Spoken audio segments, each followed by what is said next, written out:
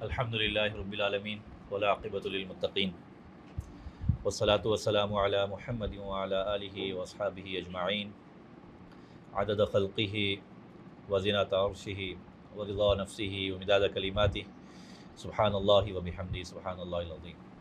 السلام علیکم ورحمۃ اللہ وبرکاتہ۔ کیسے مزاج ہیں آپ لوگوں کے؟ خیریت سے ہیں؟ ٹھیک ٹھاک ہیں؟ موضوع کی طرف آتے ہیں۔ پہلے کچھ مسائل آپ کے سامنے رکھتے ہیں، پھر دیکھتے ہیں کہ موضوع ضروری کیوں ہے، ضرورت کیوں ہے۔ اگر میں چونکہ ٹائم کچھ کم بھی ہے اور ماشاءاللہ آپ لوگ ایک بھرپور تربیتی ماحول سے گزر بھی چکے ہوئے ہیں، تو کچھ میں نے جو تمہید باندھنی تھی اس کو میں اسکپ کرتے ہوئے آگے بڑھ رہا ہوں۔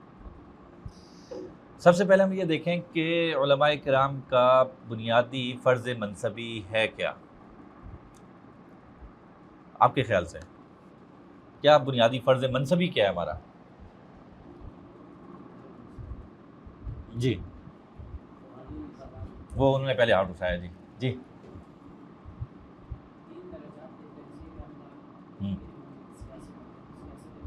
تہذیب اخلاق،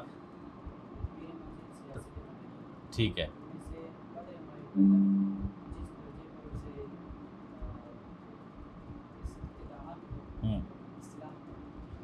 جس قدر استطاعت ہو اصلاح کرے، بہت اچھا جی، خوبصورت۔ اور کوئی ساتھی؟ جی بیٹھے بیٹھے کر لیں کوئی۔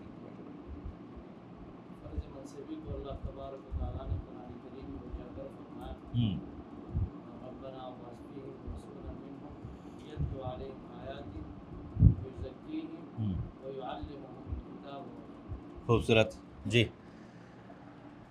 اور ساتھی کوئی اور تعبیر؟ جی آپ کے خیال سے کیا؟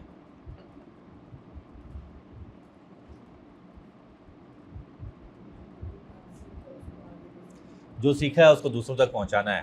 جی اور یہ ساری باتیں ٹھیک ہیں، میں تھوڑا نا کچھ چاہ رہا ہوں، کچھ تعبیر آئیں کچھ۔ پانچوں شعبوں کی نشر و اشاعت، ٹھیک ہے جی، ٹھیک ہو گیا۔ امر بالمعروف نہی عن المنکر، جی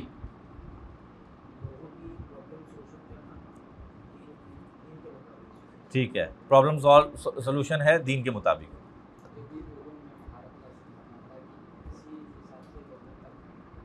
علوم میں مہارت حاصل کرنا، اور پھر جدید علوم میں، اور دینی اعتبار سے پھر رہنمائی کرنا۔ جی اور کوئی بات ساتھی ایڈ کرنا چاہیں؟ یہ ساری تعبیرات بالکل درست ہے، ہم اس کو لیکن کچھ آسان انداز میں سمجھنے کی کوشش کرتے ہیں۔ بنیادی طور پر ایک عالم کا فرض منصبی یہ ہے کہ اس نے لوگوں کو، اور اس کا جو اپنا حلقہ احباب ہے، اس کی جو ٹارگیٹڈ آڈینس ہے نا، ہم میں سے ہر ایک کی ایک محدود حلقہ احباب ہوتا ہے نا، وہی ہماری ٹارگیٹ آڈینس ہوتی ہے۔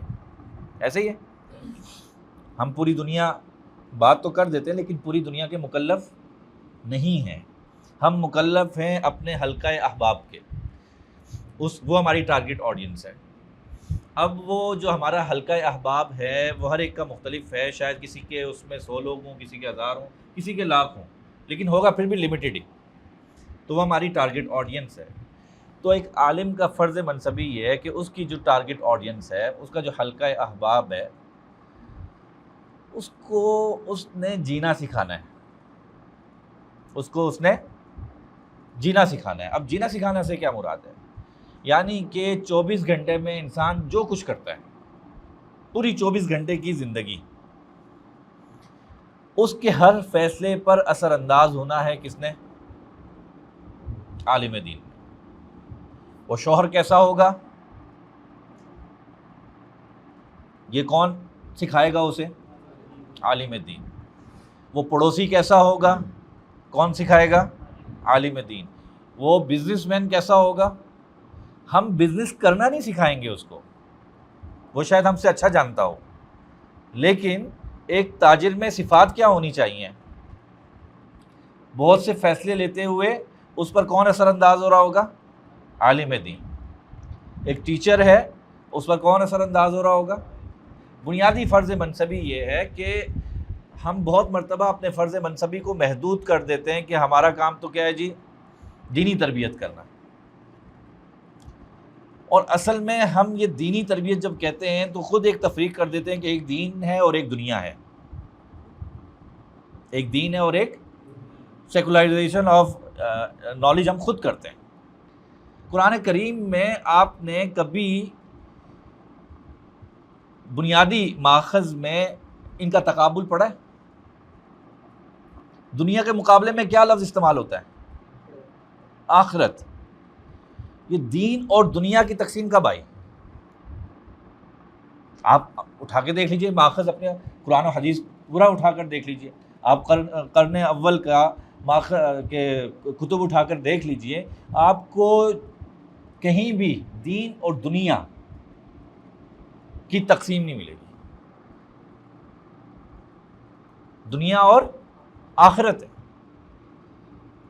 یہ تو کچھ صدیاں پہلے یہ سلسلہ شروع ہوا کہ ایک دین ہے اور ایک دنیا ہے. یہ دیندار لوگ ہیں، یہ دنیا دار لوگ ہیں. یہ علوم دیندار ہیں، یہ علوم دنیا دار ہیں.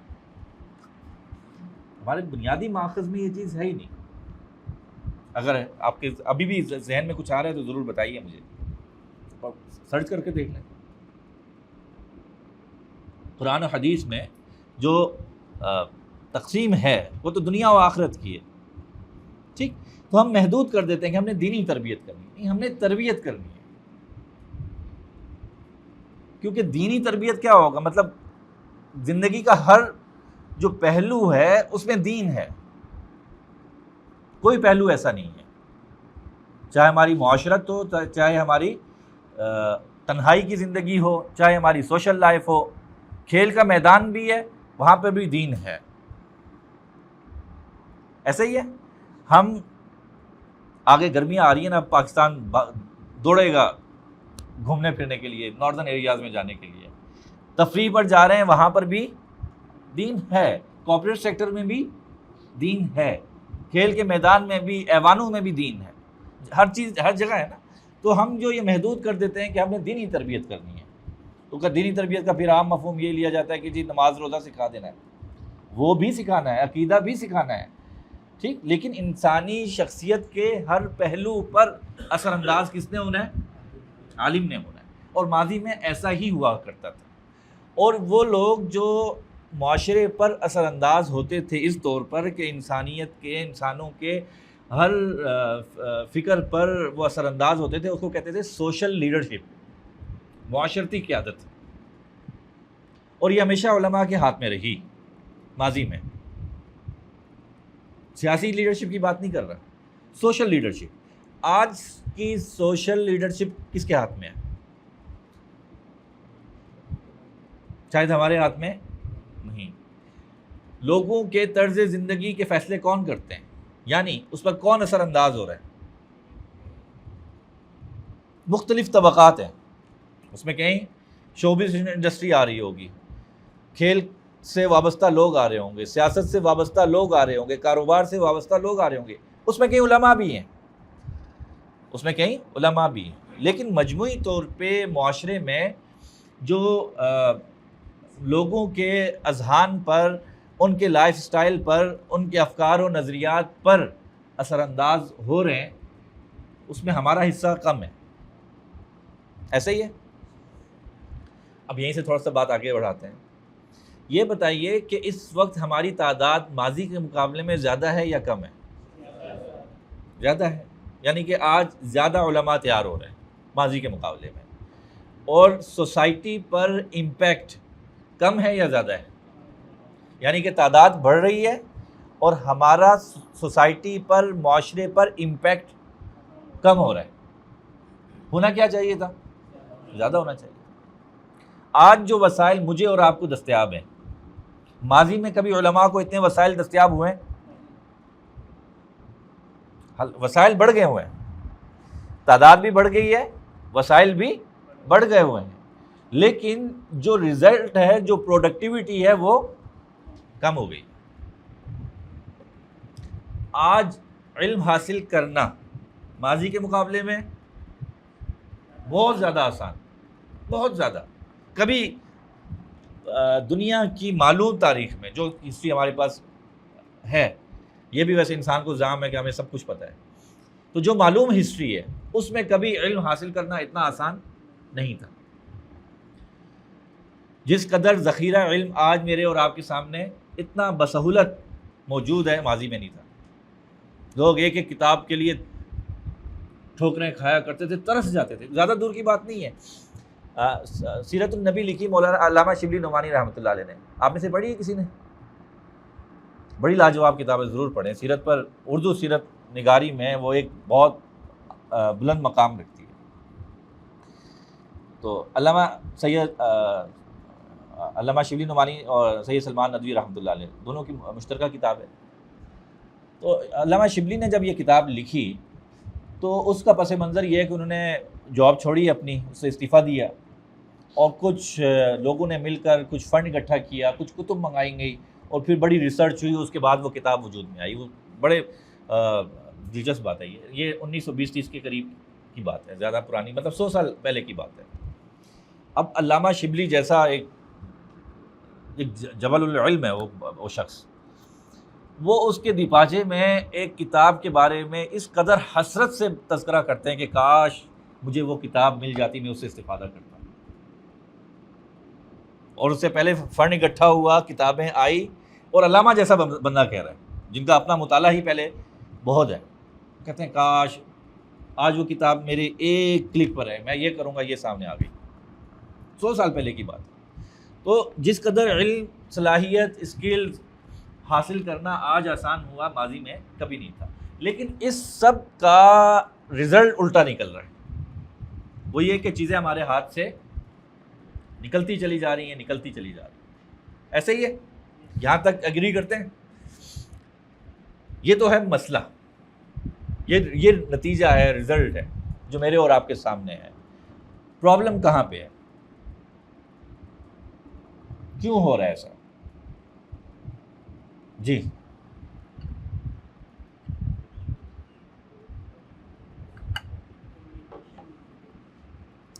کمیونیکیشن نہیں ہے، جی ٹھیک ہے. معاشرے کے ساتھ چلنا نہیں سیکھا، جی ٹھیک ہے. علم کی روح نہیں ہے، جی ٹھیک ہے.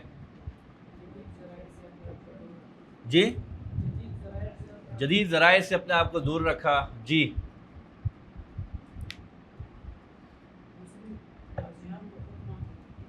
اپنے آپ کو خود محدود کیا. دوسری انڈسٹری وہ زیادہ مضبوط ہو گئی ہم سے، جی ٹھیک ہے.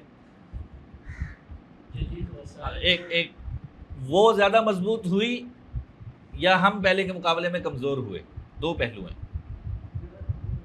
تو پھر وہ اوپر اٹھے. جی یہ ساری ہی وجود، یہ لیجیے جی، یہ آپ کا ہوا. یہ سارے ہی باتیں بالکل درست ہیں. اب تھوڑا سا دیکھتے ہیں معاشرے میں امپیکٹ کیوں نہیں ہے، اس کی چند وجوہات. جیسے میرے بھائی ابھی انٹرو میں بڑی خوبصورت گفتگو کر رہے تھے، کہاں گئے وہ، مجھے نظر نہیں آ رہے. اچھا، تو دیکھیے سب سے پہلی چیز میں نے کہا کہ کچھ یوں سمجھ لیتے ہیں ہم نے کچھ بنیادی چیزیں اسکپ کر کے ہم مدعا پہ آگے سیدھا. سب سے پہلی چیز کہ معاشرے میں میرا تعارف کیا ہے. امپیکٹ کہاں سے شروع ہوتا ہے؟ اس کے لیے معاشرے میں میرا تعارف، لوگوں میں میری پہچان کیا ہے، اور پھر معاشرے سے مراد میرا حلقہ احباب، میری ٹارگٹ آڈینس، اس میں میرا تعارف کیا ہے. آپ دیکھیے رسول اللہ صلی اللہ علیہ وسلم نے جب سب سے پہلی مرتبہ اللہ کا پیغام لوگوں تک پہنچانے کے لیے ان کو جمع کیا تو بات کا آغاز کہاں سے کیا؟ براہ راست دعوت سے نہیں، دعوت سے پہلے بطور دلیل کے اپنی شخصیت کو پیش کیا. سوال پوچھا کہ اگر میں کہوں گا کہ اس پہاڑ کے پیچھے سے حملہ آور ہونے والا ہے، یعنی جو کچھ تمہیں نظر نہیں آ رہا اس کے حوالے سے اگر میں کہوں کہ یہ کام ہونے والا ہے تو تمہارا جواب کیا ہوگا؟ کہتے ہیں کہ ہم مان لیں گے۔ کیوں؟ کہ 40 سال میں ہم نے کبھی آپ سے جھوٹ کا مشاہدہ، ہم نے آپ کو ہمیشہ سچا پایا ہے۔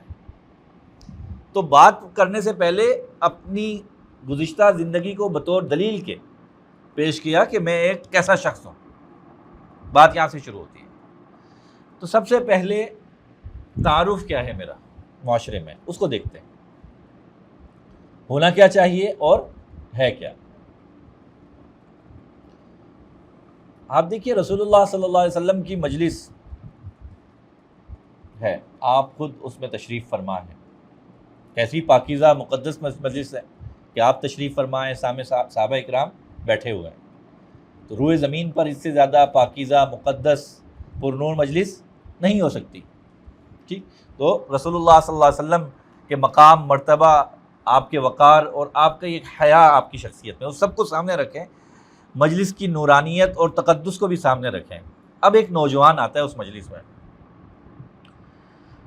اور آ کر کہتا ہے یا رسول اللہ مجھے زنا کی اجازت دے دیجیے، روایت پڑھ رکھی ہے، مجھے زنا کی اجازت دے دیجیے۔ سب سے پہلا جو سوچنے کی بات ہے کہ اس نوجوان کے ذہن میں ایک لمحہ بھی یہ آیا کہ مجھے دھتکار دیں گے، تانا دیں گے، کوئی فتویٰ لگے گا، کوئی جہنمی کہا جائے گا۔ اچھا اب منظر بدلتے ہیں، آج کے دور میں آ جاتے ہیں۔ آج کا کوئی نوجوان اس سے بہت چھوٹی بات کیا اطمینان سے آ کے مجھے اور آپ کو کر سکتا ہے؟ وہ خود کو سیف فیل کرے گا؟ کیا اس کے اندر ڈر ہوگا؟ سب سے پہلی چیز کہ میرا اور آپ کا تعارف کیا ہے، جب تک وہ نہیں بدلے گا جو کچھ میرے پاس ہے وہ ان تک منتقل نہیں ہو سکے گا۔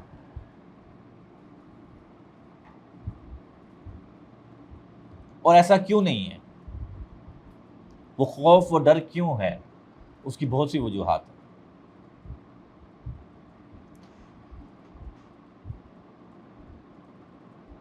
اب دیکھیے آپ کہ چھوٹی سی مثال ہے، کتنے ہی صحابہ کرام ایک روایت نقل کرتے ہیں، الفاظ مختلف ہیں، اسلوب مختلف ہیں، لیکن راوی بھی مختلف ہیں، مفہوم ایک ہی ہے کہ میں جب کبھی رسول اللہ صلی اللہ علیہ وسلم کی مجلس میں حاضر ہوا آپ کو مسکراتے ہوئے پایا، آپ سے زیادہ مسکراتا چہرے والا میں نے نہیں دیکھا، آپ سے زیادہ تر و تازہ چہرہ میں نے نہیں دیکھا۔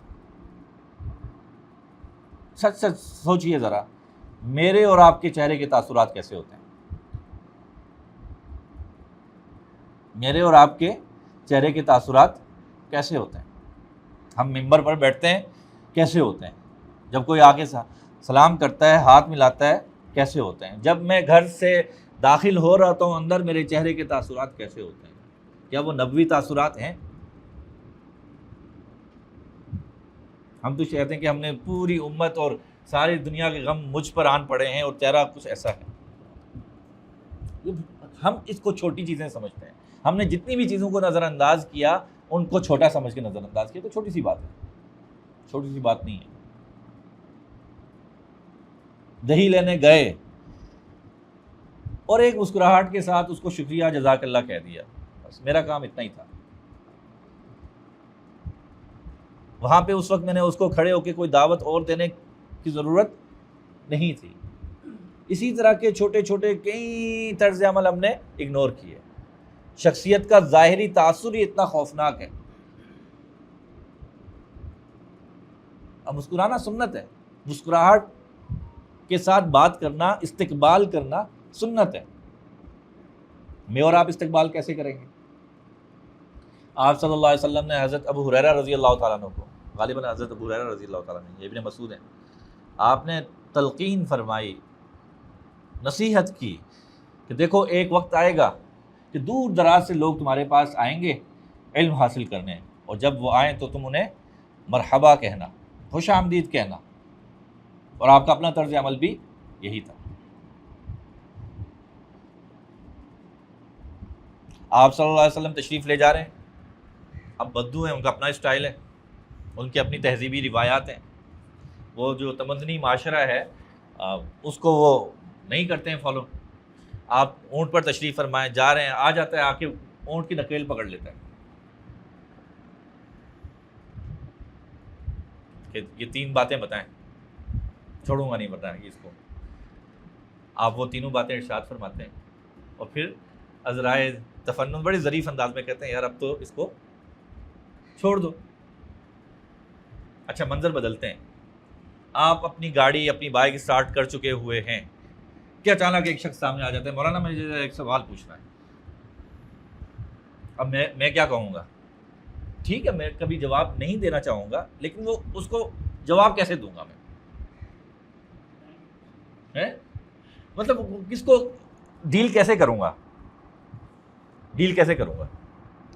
ٹھیک لوگ ہیں نا، لوگ آداب سے نہیں ہیں، بس ان کو ابھی مسئلہ آیا ہے، بس آیا ہے تو آیا ہے.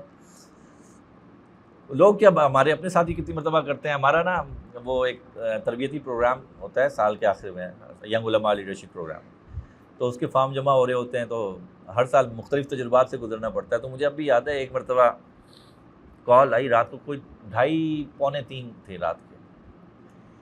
اور عام طور پہ تو میں وہ سائلنٹ کر دیتا ہوتا ہوں موبائل کو، لیکن میں کہیں بھول گیا تو میں کال اٹھا لی. اس نے کہا کہ مولانا صاحب یہ فارم جمع کرانے کی آخری تاریخ کیا ہے؟ میرے سفر میں ہوں اور پتہ نہیں کیا ہے. میں نے کہا یار اللہ کے بندے تو یہ کام ہوتے ہیں. لیکن ہم کیسے ڈیل کریں گے؟ یا اس منظر کو چھوڑیں، وہ بدو آیا آ کے مسجد نبوی کے صحن میں پیشاب کر دیتا ہے. طرز عمل ہمارے سامنے ہے نا. نبوی طرز عمل کیا تھا؟ کوئی نوجوان آپ کے جوتے سمیت مسجد میں داخل ہو جاتا ہے، میرا طرز عمل کیا ہوگا؟ ٹھیک، ہم نے اخلاق کہاں سے سیکھے؟ معاشرے سے. ہم نے نشست و برخاست طور طریقے کہاں سے سیکھے؟ اپنے خاندانی روایات سے، اپنے ماحول سے. کہیں بھی اس کا ماخذ سیرت نہیں ہے. حالانکہ میرے جذبات کا ماخذ کیا ہونا چاہیے؟ میرے رویوں کا، میری عادات کا، میرے طرز عمل کا، میرے بولنے کے انداز کا. تو ہم نے بہت ساری چیزوں کو یہ کہہ کر نظر انداز کر دیا کہ یہ تو معمولی سی بات ہے، اس کا ہمارے سے کیا تعلق ہے. آپ آداب گفتگو دیکھیے کس قدر اہم چیز ہے، کس قدر اہم چیز ہے. آپ قرآن کریم کا اسلوب دیکھیں کہ قرآن کریم اصولی باتیں کرتا ہے، ایسا ہی ہے، تفصیلات میں نہیں جاتا. اس کا بنیادی موضوعات بھی ہیں، توحید ہے، رسالت ہے، آخرت ہے، یہ بڑے اس کے بنیادی موضوعات ہیں. اور اس کے علاوہ بھی کوئی واقعہ آتا ہے، کوئی بات ہوتی ہے تو بڑی اصولی نوعیت کی، کام کی انتہائی جو ریلیونٹ بات ہوتی ہے وہ ہوتی ہے، اور بیچ میں سے باقی چیز سب مسنگ ہے. واقعات میں دیگر تفصیلات نہیں ہوتی. تو یہ جتنے بھی احکامات ہیں ان کی تفصیل کہاں پہ ملتی ہے پھر؟ لیکن آپ دیکھیے کہ آداب گفتگو کو اللہ قرآن کریم میں کتنے تفصیل سے بیان کر رہے ہیں. نماز کو اتنی تفصیل سے بیان نہیں کیا جتنا آداب گفتگو کو کیا، کہ بولنا کیسے ہے، لہجہ کیسا رکھنا ہے، آواز کی پچ کیسے رکھنی ہے، لہجہ کیسے رکھنا ہے. فَقُولَا لَهُ قَوْلًا لَيِّنًا. سوچے تو صحیح کتنی اہم بات ہے جو اللہ میاں براہ راست سکھا رہے ہیں. فَقُولَا لَهُ قَوْلًا لَيِّنًا. لہجہ کیسا ہونا چاہیے، آواز کی پچ ساؤنڈ کیسی ہونی چاہیے. إِنَّ أَنكَرَ الْأَصْوَاتِ لَصَوْتُ الْحَمِيرِ. بات کرنی کیسے ہے، کیا بات کرنی ہے. قُولُوا قَوْلًا سَدِيدًا ادْعُ إِلَىٰ سَبِيلِ رَبِّكَ بِالْحِكْمَةِ وَالْمَوْعِظَةِ الْحَسَنَةِ. مختلف اسالیب ہیں. اس سے پتہ چل رہا ہے کہ طرز تکلم، اسلوب گفتگو، چہرے کے تاثرات، آواز، یہ سب کتنے اہم ہیں، کتنے اہم ہیں. میرا انداز گفتگو کہاں سے لیا ہوا ہے؟ معاشرے سے. کیا کبھی میں نے اپنے انداز گفتگو کو، زبان سے نکلنے والے الفاظ کو، طریقہ تکلم کو قرآن و حدیث پر پرکھا؟ ہماری زندگیوں کا محور و مرکز قرآن و حدیث نہیں ہے. جو مسئلہ وہ یہ ہے، وہاں سے سارے پرابلم ہو گئے. ماضی میں ایک سمپل کام تھا کہ شخصیت کا محور و مرکز قرآن تھا، حدیث تھی، سیرت تھی، سلف صالحین تھے. یہ معاشرتی روایات نہیں تھی. ہم نے سب کچھ معاشرے سے سیکھا. معاشرے میں ہے ایک شخص، اس کے مزاج کے خلاف بات ہو جائے وہ غصے ہو جاتا ہے، بھڑکیلا ہو جاتا ہے، اور جب غصے ہو جائے تو اس کے منہ میں جو آتا ہے وہ کہہ دیتا ہے. کیا میرا بھی ایسا نہیں ہے؟ قرآن کہتا ہے والکاظمین الغیظ والعافین عن الناس واللہ یحب المحسنین. لیس الشدید بالسرعہ انما الشدید الذی یملک نفسہ عند الغضب. رسول اللہ تو یہ سکھا رہے ہیں. لیکن میرا رویہ اس عام فرد کی طرح کا ہے کہ جو غصے سے مغلوب ہو کے پھر بعد میں اس کے جواز کے طور پہ کہتا ہے میں غصے ہو گیا تھا، جی غصے میں آ گیا تھا، یہ تو میں نے غصے میں کہا تھا. مسائل آتے ہیں نا طلاق کے بھی، کتنی مرتبہ آتے ہیں جی میں نے تو غصے میں دے دی تھی. یعنی کہ وہ تو اب کیا ہوتا ہے، غصے میں تو بندہ کچھ بھی کر سکتا ہے، وہی جواز میں نہیں کرتا. تو عام فرد میں اور مجھ میں کیا فرق ہے؟ میری شخصیت کا محور و مرکز قرآن و سنت نہیں. آپ ایک ایک چیز کو پرکھتے چلے جائیں. ہم لوگوں سے گفتگو کرتے ہیں، اب کمیونیکیشن کی بات ہی ہو رہی ہے. ہم کیسے ان سے بات سنتے ہیں، ان کو سنتے کیسے ہیں؟ ایک تو مسئلہ یہ ہے کہ بچپن سے ہمیں پڑھنا سکھایا جاتا ہے، لکھنا سکھایا جاتا ہے، بولنا سکھایا جاتا ہے، لیکن سننا نہیں سکھایا جاتا، جو کہ کمیونیکیشن کا سب سے اہم ترین حصہ ہے. سننا سب سے اہم ترین حصہ ہے. چونکہ شاید ہم سننی ہیں اس لیے انہوں نے کہا سننا سکھانے کی ضرورت نہیں ہے. سب کچھ سکھا، لوگ لکھنا سکھاتے ہیں، پڑھنا سکھاتے ہیں، بولنا سکھاتے ہیں، لیکن اس لیے ہم کسی کی نہیں سنتے. سننا نہیں سکھایا جاتا. آپ نے سیرت میں انتہائی معذرت کہ آپ کے علم میں اضافہ نہیں کر سکوں گا، میں وہی ساری باتیں بتا رہا ہوں جو پہلے پڑھ چکے ہیں. آپ نے روایت میں پڑھ رکھا ہے رسول اللہ صلی اللہ علیہ وسلم جب کسی کی طرف متوجہ ہوتے، جب کوئی آپ سے بات کرتا ہے یا آپ کسی سے بات کرتے، آپ پورا اس کی جانب توجہ ہو جاتے. کیا میں بھی ایسے ہی سنتا ہوں کہ نہیں سنتا؟ ٹھیک. تو شخصیت کا ریفرنس پوائنٹ کیا ہے ہمارے پاس، کس پر معیار بینچ مارک کیا ہے، کیسے کام کرنا ہے؟ بہت سادہ سب کچھ موجود ہے، صرف اس کی طرف نگاہ کرنی ہے. آپ دیکھیے آداب گفتگو کس قدر اہم ہے. رسول اللہ صلی اللہ علیہ وسلم کی مجلس میں صحابہ کرام کس جذبے کے ساتھ بیٹھتے تھے.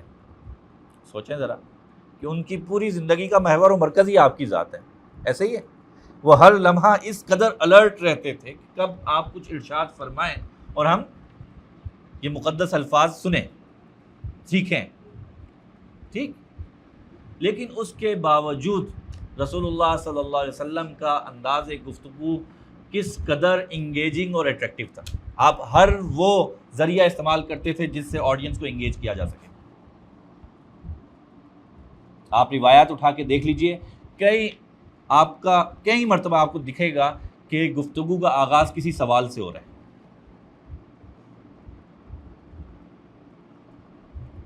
یہ کیوں ہو رہا ہے؟ سوال سے لوگوں کو متوجہ کرنے کے لیے. آپ ٹھہر ٹھہر کے بات کرتے، بات کو دہراتے، تین مرتبہ بات. سامنے بیٹھا کون ہے؟ وہ تو اشارہ ابرو سمجھتے ہیں، لیکن آپ کیا کر رہے ہیں؟ اہم بات کو تین مرتبہ کر رہے ہیں. اب ہمارا حال کیا ہے؟ ہمارا حال یہ ہے کہ ہم ممبر پر بیٹھتے ہیں اور وہ ثقیل اردو بولتے ہیں جو ہم نے مدرسے میں بولی ہوتی ہے. وہ ثقیل اردو بولتے ہیں جو کہ ہم نے مدرسے میں بولے جانے والی اردو اور معاشرے میں رائج اردو بہت فرق ہے.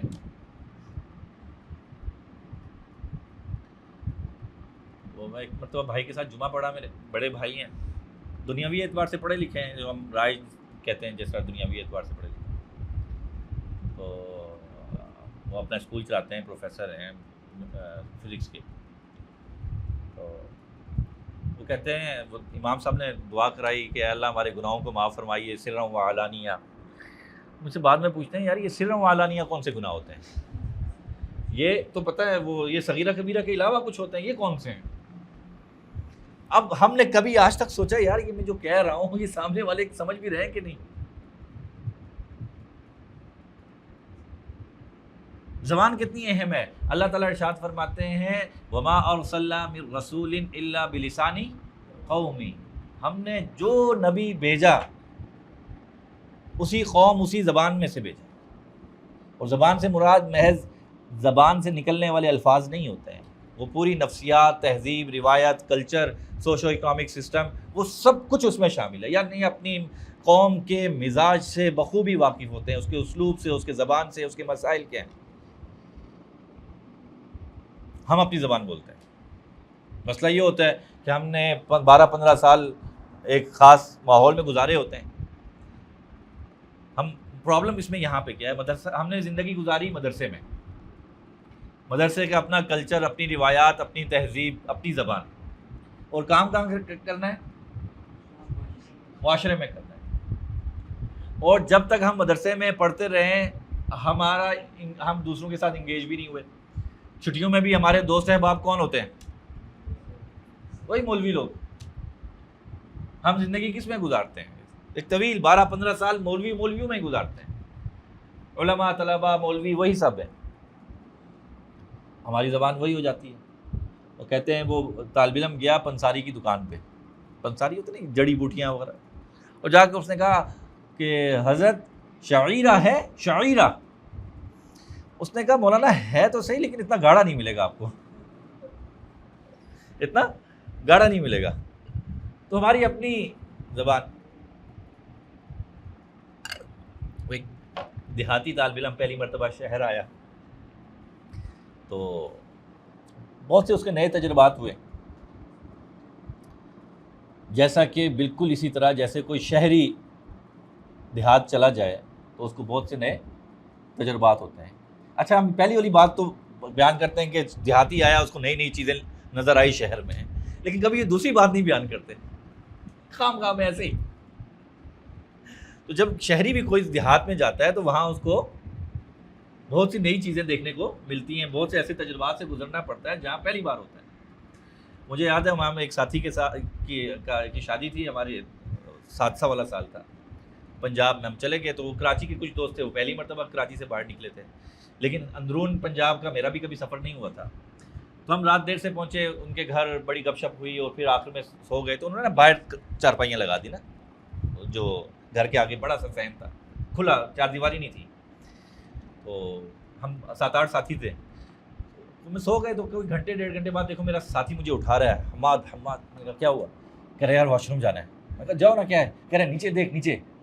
اب میں نے نیچے دیکھا تو 8-10 کتے سو رہے ہیں. میں نے کہا نہیں بھائی آپ بھی سو جائیں. اب یہ پہلا تجربہ تھا کہ بھائی انسان کے ساتھ ایسا بھی ہو سکتا ہے. تو وہ دیہاتی طالب علم آیا شہر پہلی مرتبہ، تو اس نے نئے تجربات. تو اس نے دیکھا ایک دن باہر نکلا کہ ایک وہ ریڈی پہ کچھ بیچا جا رہا ہے گول گول، اور ساتھ وہ گانا لگا ہوا ہے، گول گپے والا آیا ہے گول گپے لایا ہے. تو اس کو تجسس ہوا یار یہ گول گپے کھانے چاہیے، نئی چیز ہے. ذوق بندہ تھا کہ کوئی نئی چیز ہوتی تو اس کو تجربہ کرتا وہ. تو اس نے کہا کھانا چاہیے اس کا مجھے. تو اب اس کے قریب چلا جاتا ہے تو اب ایک دم سے جھجکتا ہے کہ میں اسے کہوں کیا، مطلب کیا کہوں، کلو دے دو، درجن دے دو. کہ کچھ چیزیں عادت کے اعتبار سے بکتی ہیں اور کچھ وزن کے اعتبار سے بکتی ہیں. سیب ہے وزن کے اعتبار سے بکتا ہے، بھائی کلو 2 کلو 5 کلو دے دیں. اور کیلا ہے وہ درجن کے حساب سے بکتا ہے، درجن 2 درجن. کہتا ہے چلو میں اسی سے پوچھ لیتا ہوں ٹھیلے والے سے. تو کہتا ہے بھائی یہ عددن بیچتے ہیں یا وزنن بیچتے ہیں؟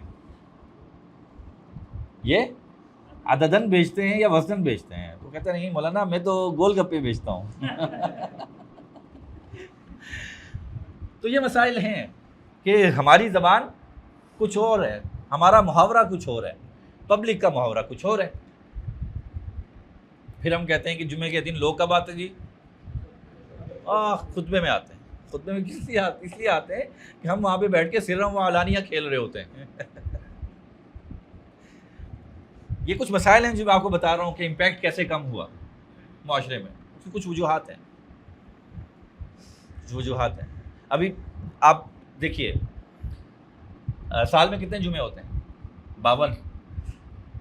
آپ نے آج تک کتنے جمعے پڑھے ہیں زندگی میں؟ چلیں 15 سال لگا لیتے ہیں ایک ایوریج شعور کی عمر کے بعد. تو ایک سال میں چلیں 2 رہ ہی جاتے ہیں نا, کبھی کوئی بیماری ہو گئی, سفر ہو گیا, چلیں تو 50 راؤنڈ فگر کر لیتے ہیں. تو ایک سال میں 50 جمعے ہوئے, 10 سال میں 500 ہو گئے, اور 15 سال میں 750 جمعے ایک ایوریج بندے نے پڑھا ہی پڑھا ہے. ٹھیک ہو گیا.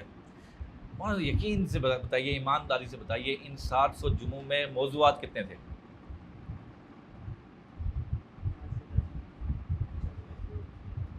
وہی 7. ابھی اس میں کانٹینٹ کیا ہوتا ہے وہ بعد میں آتا ہوں, لیکن موضوع کتنے ہیں ہمارے پاس بات کرنے کے لیے؟ اور وہ موضوع وہ جو سامنے بیٹھی آڈینس ہے اس سے ریلیونٹ کتنا ہے. ابھی یہ بات نہیں ہو رہی کہ اس میں میں بات کیا کر رہا ہوں, اس میں میں اسلوب کیا اختیار کر رہا ہوں, کانٹینٹ کیا بات کر رہا ہوں, وہ ساری بات کی ہے. میں کن چہرے کے تاثرات کے ساتھ بیٹھا ہوا ہوں, الفاظ کیا استعمال کر رہا ہوں, وہ بات کی بات ہے. ابھی صرف موضوع کے انتخاب کی بات ہو رہی ہے, موضوع کے انتخاب کی بات ہو رہی ہے. صرف میں موضوع کیا ہے میرے پاس.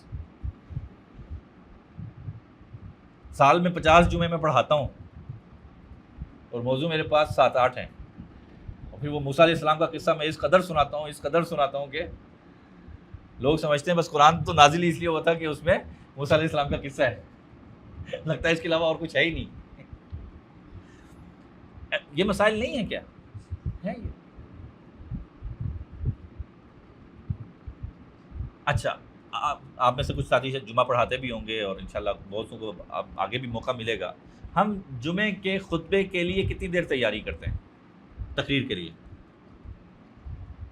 آدھا گھنٹہ گفتگو کرنی ہے, اس میں کتنی دیر آپ کے خیال سے کوئی تیاری کرتا ہوگا؟ سمجھ رہے ہیں نا بات؟ تو یار کیا خیال ہے؟ کم ہی ہوتا ہے کہ بہت زیادہ تیاری کی جائے. ہاں, وہ ایک ہفتے میں بس تیاری ہوگی نا موضوع کی. موضوع پھر ہم نے وہی پڑھانا ہے.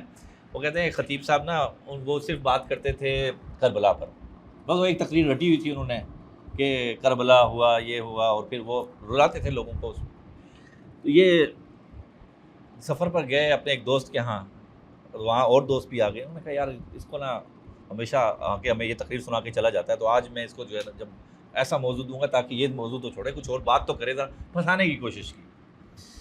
تو اس نے جا کے وہ بڑا زبردست تعارف کروایا, اور اس نے کہا کہ آج حضرت جو ہے وہ گفتگو کریں گے عقیدہ توحید پر سورہ اخلاص کی روشنی میں. تو اس نے اپنی طرف سے خوب تمام جو ہے نا وہ کیا ہے جامع معنی موضوع بنانے کی کوشش کی کہ کسی طرح بھی ادھر نہ جا سکیں. اب باقی دوست بیٹھے ہوئے انتظار میں کہ آج یہ پھنس جائے گا اور پھر ہم اس کا مذاق اڑائیں گے.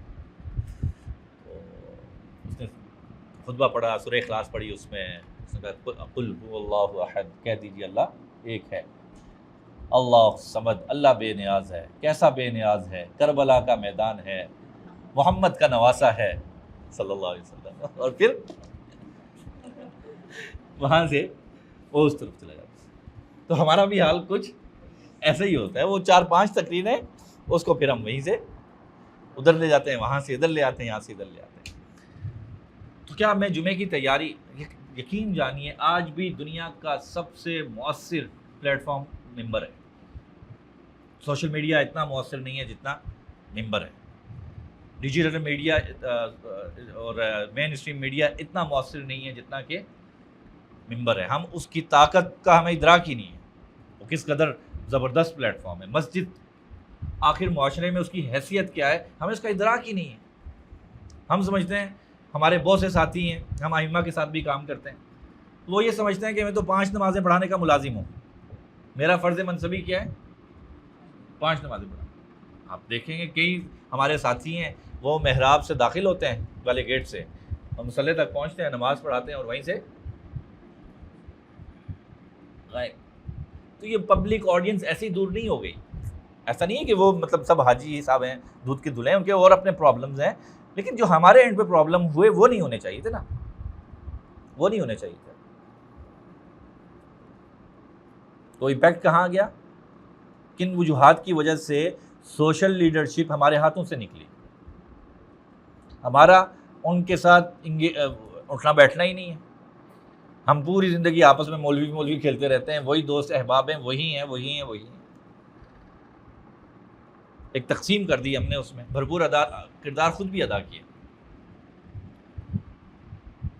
تو آپ صلی اللہ علیہ وسلم کا انداز گفتگو دیکھیے کہ اس تمام مطلب آپ صحابہ اس قدر انہماک سے بیٹھتے، سب کچھ ہوتا، لیکن آپ کی گفتگو آج بھی ماڈرن کمیونیکیشن جو ٹیکنیکس ہیں اس میں وہ ساری چیزیں پائی جاتی ہیں. جو آپ دیکھیں کبھی صحابہ کرام کو بات سمجھانے کے لیے آپ زمین پر لکیریں کھینچ رہے ہیں. آج کے دور میں کہتے ہیں بھائی ٹیچنگ ایڈ ہونے چاہیے، بھائی وائٹ بورڈ استعمال کریں، مختلف آبجیکٹس لائیں تاکہ جو ہے نا وہ بچوں کو، طلباء کو، سامنے بیٹھے لوگوں کو محض زبان سے نہ سکھائیں، مختلف طریقوں سے انگیج کرنے کی کوشش کریں. آپ کبھی شاخ پکڑ کر اس کو ہلاتے ہیں، اس کے ذریعے سے گناہ جھڑنے کا تصور سمجھاتے ہیں. کبھی آپ جو ہے وہ مرا ہوا جانور مل جاتا ہے، بکری، آپ اس سے دنیا کی حقیقت سمجھانے کی کوشش کرتے ہیں. مطلب جو آپ کے ارد گرد چیز آتی ہے آپ اس کو استعمال کرتے ہیں، اس کو یوٹیلائز کرتے ہیں کہ وہ آپ کا انداز گفتگو اس قدر انگیجنگ ہے. اس میں ٹیکنیکس استعمال ہو رہی ہیں لوگوں کو، سامنے بیٹھی آڈینس کو انگیج کرنے کے لیے کہ وہ کہیں ادھر ادھر نہ متوجہ ہو جائیں. اور آج ہم جہاں آج خاص طور پر میں اور آپ جس دور میں ہیں کہ ہمارے سامنے بیٹھی آڈینس، آپ لوگ میڈیا پڑھ رہے ہیں تو اٹینشن اسپیم کتنی دیر ہے ان کا؟ کتنا ہے جی؟ نہیں 2 منٹ بھی نہیں، 30 سیکنڈ نہیں، وہ بھی گیا، دور پرانا تھا، وہ بھی ختم ہو گیا ہے. 3 سیکنڈ ہے اب. یہ جو پروڈکشن والے ہوتے ہیں نا، ویڈیو میکنگ والے، پروڈکشن جو فائنل اس کو بناتے ہیں، ان کی ریکوائرمنٹ ہوتی ہے کہ ہر 3 سیکنڈ کے اندر اسکرین میں کوئی تبدیلی ہونی چاہیے. اگر اسٹل رہا 3 سیکنڈ بھی اس میں کوئی تبدیلی نہ آئی، آڈینس وہ چھوڑ دے گی. اٹینشن اسپین 3 سیکنڈ ہے. اس کے بعد کوئی ہل جل، کوئی کلر گریڈنگ میں، کوئی سین میں، کوئی ٹیکسٹ میں کوئی تبدیلی آنی چاہیے. اسی لیے آپ دیکھ لیں آج کا کانٹینٹ ایسا ہی ہے. یہ جو فاسٹ کانٹینٹ ہے ریلز وغیرہ کا، وہ اسی اعتبار سے بنا ہوتا ہے. بڑی تیزی سے چیزیں آ رہی ہوتی ہیں. فلمی ڈراموں میں بھی یہی کام کرتے ہیں. Attention span 3 second. ہمارے سامنے جو قوم بیٹھی ہے، اس سے پہلے ایسا نہیں تھا. پہلے 8 سیکنڈ تھا، 30 سیکنڈ تھا، منٹ بھی تھا، 2 منٹ، 7 منٹ، یہ تو سارا تھا. لیکن آج جو ہمارے سامنے لوگ بیٹھے ہیں ان کا اٹینشن اسپیم تو یہ ہے. اب ان حالات میں اور آپ گفتگو کرتے ہیں، وہاں پہ ایک تو وہ گفتگو ہوتی ہے جو ان سے ریلیونٹ ہی نہیں ہوتی. تو جب ممبر پر، اور یہاں ممبر صرف ممبر نہیں، چاہے آپ سوشل میڈیا کانٹینٹ کریٹ کریں، جب تک ان کے حقیقی زندگی کے مسائل ڈسکس نہیں ہوں گے اور ان کو سلوشن نہیں ملیں گے، وہ آپ کو کیوں سنیں گے؟ وہ پھر سنیں گے کسی موٹیویشنل اسپیکر کو، وہ سنیں گے کسی یوٹیوبر کو. پھر ہم بعد میں شکوہ کر رہے ہوں گے کہ معاشرے پر یہ یوٹیوبرز اور موٹیویشنل اسپیکرز جو ہے نا معاشرے کو خراب کر رہے ہیں، ان کو فلاں چیز سکھا دی، فلاں چیز سکھا دی. یاد رکھیے گا کائنات میں کہ تصور میں گیپ نہیں ہے، خلا نہیں ہے. یہ اللہ تعالیٰ کا نظام ہے، کسی چیز میں خلا نہیں چھوڑتا. جہاں ہم خلا چھوڑیں گے تو وہاں پہ کوئی اور آ کر اس کو بھر دے گا، پر کر دے گا. گیپ خالی نہیں رہے گا، وہاں کوئی اور آ جائے گا. پھر ہم شکوہ کریں گے کہ یہ ہو گیا، فلاں آ گیا، فلاں آ گیا، فلاں آ گیا. تو میں کچھ چیزیں آپ کے سامنے رکھ رہا ہوں کہ ہمیں تیاری کی کن کن جہاد پہ ضرورت ہے. اور یقین جانیے سب نارمل کامن چیزیں ہیں. ہم نے ان کو جو نظر انداز کیا، ہم نے کہا چھوٹی سی بات تو ہے، یہ کون سی بات ہے کرنے کی؟ یہ کون سی بات ہے جی گفتگو اس انداز سے کریں گے؟ یہ کون سی بات ہے؟ وہ سنیں نا سامنے بیٹھے ہوئے. ہمارا کام ہے ایک ہی کام تو ہے ہمارا، وما علینا بھلا، صرف ایک کام ہے، پہنچانا. ہاں ابلاغ ہوگا کیسے، اس کے سارے اسٹیپس ہیں. اس میں سب سے پہلے شخصیت آتی ہے، جو کہہ رہا ہے اس کا کردار آتا ہے. آپ دیکھیے نا صحابہ اکرام کی دعوت کیا ہوتی تھی؟ کونو کس قدر بھاری جملہ ہے، اور یہ کہنے کے لیے کس قدر کردار کی شفافیت چاہیے، جگرا چاہیے. کوئی کسی سے کہے کہ کونو مثلنا، وہ کس قدر، وہ کس وجہ سے یہ بات کہتے تھے ہمارے جیسے ہو، جو وہ کس بھٹی سے گزرے تھے اور پھر کندن بنے تھے. حضرت ابو ذر غفاری رضی اللہ تعالیٰ عنہ ایک مرتبہ حضرت بلال حبشی رضی اللہ تعالیٰ عنہ کو تانا دے دیتے ہیں، آپ نے روایت پڑھ رکھی ہوگی، تانا دے دیتے ہیں ماں کا. جب تنبیہ ہوتی ہے اور پھر معافی مانگتے ہیں حضرت بلال سے. اور معافی کیسے مانگتے ہیں؟ وہ کہتے ہیں معاف کرتے ہیں. وہ کہتے ہیں حضرت بلال کہتے ہیں ٹھیک ہے میں نے معاف کر دیا. کہتے ہیں نہیں میں نے تمہیں لوگوں میں رسوا کیا تھا، اور میں لوگوں کے سامنے زمین پر لیٹوں گا اور تم مجھے اپنے پاؤں سے رو دو گے، پھر میں کہوں گا تم نے مجھے معاف کیا. اور ایسا ہی کرواتے ہیں ان سے. یہ کردار کی شفافیت تھی، یہ اجلا پن تھا، یہ کردار تھا. پھر جا کے بندہ کہہ سکتا ہے کسی کو کہ کون ہو مثلنا. تو سب ہی کچھ شخصیت میں آنا ہے نا. شخصیت سازی ہم جب کہتے ہیں تو وہ ایک بڑا طویل، اس میں کچھ رہ ہی نہیں جاتا. پھر بس صرف ظاہری حلیے کی بات نہیں ہو رہی ہے. کیا رسول اللہ صلی اللہ علیہ وسلم نے نہیں ارشاد فرمایا من لہ شعر فلیکرم؟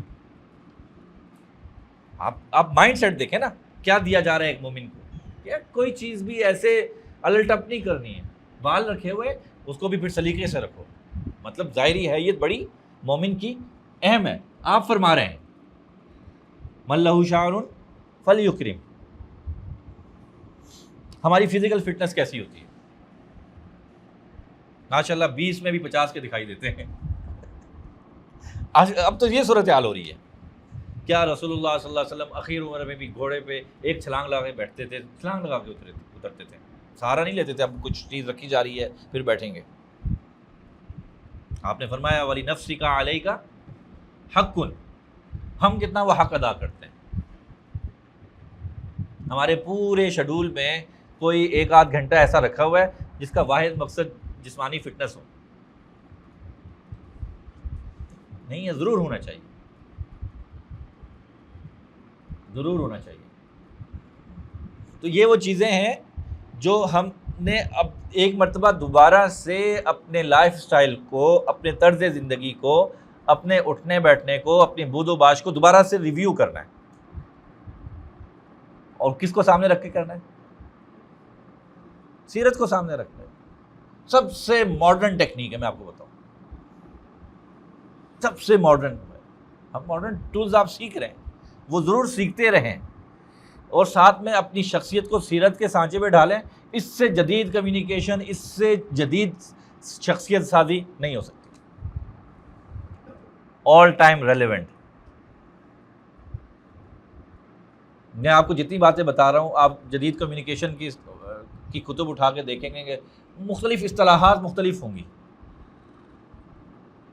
اصطلاحات مختلف ہوں گے، الفاظ مختلف ہوں گے، تصور وہی ہوگا،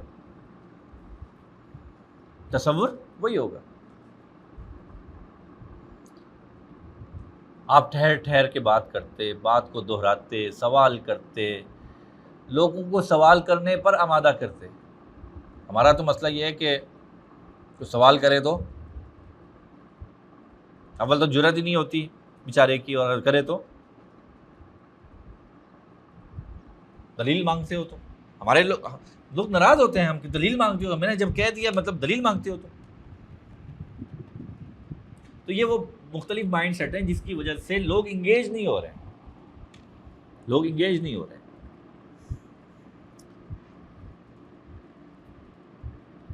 پھر ایک اور چیز میں نے کہا کہ ہماری ہر چیز تابع ہونی چاہیے قرآن و سنت کی. شخصیت پوری اس پر بننی چاہیے.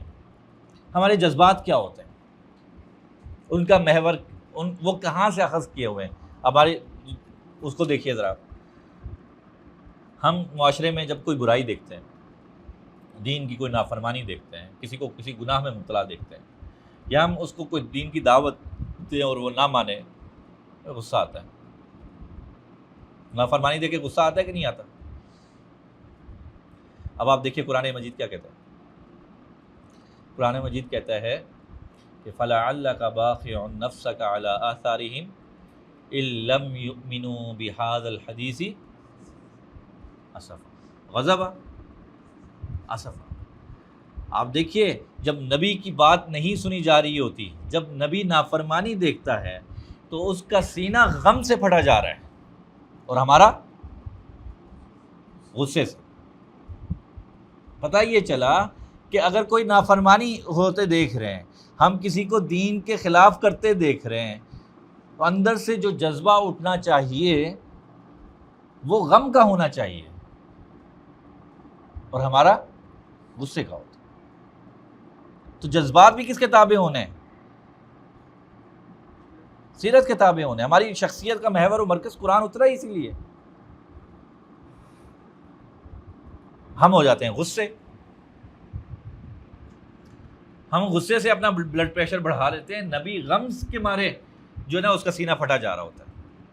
فرق ہے. اب یہاں سے پوری ڈائریکشن مختلف ہو جاتی ہے. ہم اس طرف چلے جاتے ہیں، سیرت اس طرف لے کے جا رہی ہے. غصہ کس نے اختیار دیا ہمیں غصہ کریں؟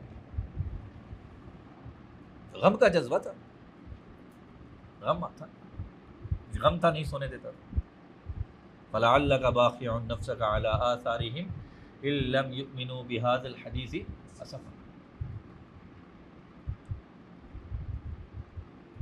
پوری شخصیت کا جو مجموعی تاثر ہے وہ کیسا ہونا چاہیے اور اس کا کیا امپیکٹ ہوتا ہے. آپ دیکھیے صحابہ کرام کی رسول اللہ سے محبت، حقیقت تو یہ ہے کہ ہم اس کی گہرائی کا اندازہ بھی نہیں کر سکتے. وہ کس درجے رسول اللہ صلی اللہ علیہ وسلم کو محبوب تھے. وہ آپ کی اطاعت اور فرما برداری کس درجے پہ جا کے کرتے تھے. ایسے ہی ہے صحابہ کی رسول اللہ صلی اللہ علیہ وسلم سے محبت اور فرما برداری کس درجے کی تھی. ایک مرتبہ ابن مسعود رضی اللہ تعالیٰ عنہ مسجد نبوی میں داخل ہو رہے ہیں. رسول اللہ صلی اللہ علیہ وسلم اندر مجلس میں تشریف فرمائے ہیں، اور سامنے جو لوگ بیٹھے ان کو کہتے ہیں بیٹھ جائیں. اس کا مراد یہ کہ سامنے جو بیٹھ جائیں آپ بات شروع کرنے لگیں. اور یہ آواز حضرت ابن مسعود کو پڑتی ہے کانوں میں، جو کہ دروازے سے داخل ہو رہے ہیں، ابھی ایک قدم باہر ہے ایک اندر ہے، وہیں پہ بیٹھ جاتے ہیں. خوب معلوم ہے رسول اللہ صلی اللہ علیہ وسلم کی منشا کیا ہے، لیکن کہتے ہیں کہ آپ کے الفاظ کانوں میں پڑ گئے، اب میرے قدم آگے کیسے جا سکتے ہیں. بیٹھ. اور کس درجہ جا کے فرما برداری کرتے ہیں، اور کس جگہ کس قدر محبت ہے. اب صحابہ کی محبت، اطاعت، فرما برداری اس کو سامنے رکھیں، اور رسول اللہ صلی اللہ علیہ وسلم کی عظمت، مقام، مرتبہ اس کو بھی سامنے رکھیں. پھر قرآن کریم کی ایک آیت پڑھتے ہیں کہ صحابہ کس قدر جانثار، محبت، ٹھیک کا رویہ ہے، اور سامنے کون ہے؟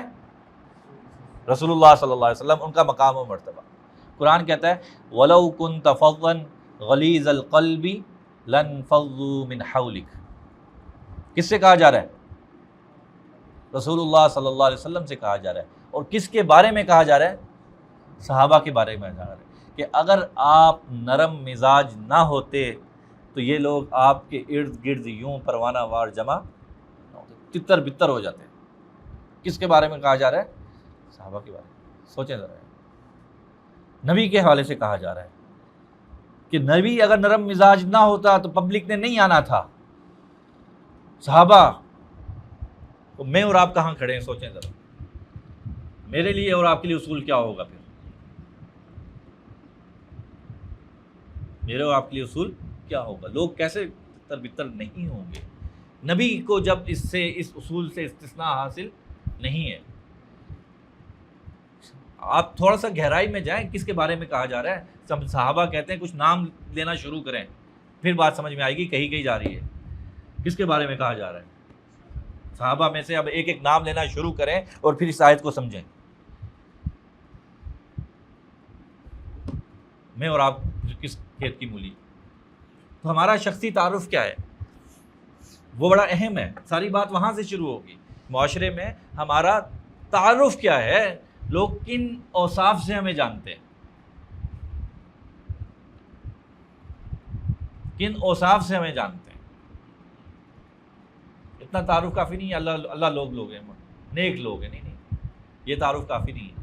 اگر کہیں اچھا تعارف ہے تو یہ ہے کہ نیک لوگ ہیں، یہ تعارف کافی نہیں ہے۔ قرآن کریم تعارف کرواتا ہے رسول اللہ صلی اللہ علیہ وسلم کا، لقد جاءکم رسول من انفسکم عزیز علیہ ما عنتم حریص علیکم بالمؤمنین رؤوف الرحیم۔ میں اور آپ کس چیز کے وارث ہیں؟ انبیاء کے وارث ہیں، نبی کے وارث ہیں۔ کس چیز کی وراثت ہے؟ صرف علم کی نہیں ہے، وہ ان رویوں کی، ان جذبات کی، ان عادات کی بھی ہے۔ یہی تو مسئلہ ہوا، ہم اس رویے کے بھی وارث۔ عزیز علیہ ما عنتم حریص علیکم بالمؤمنین رؤوف الرحیم۔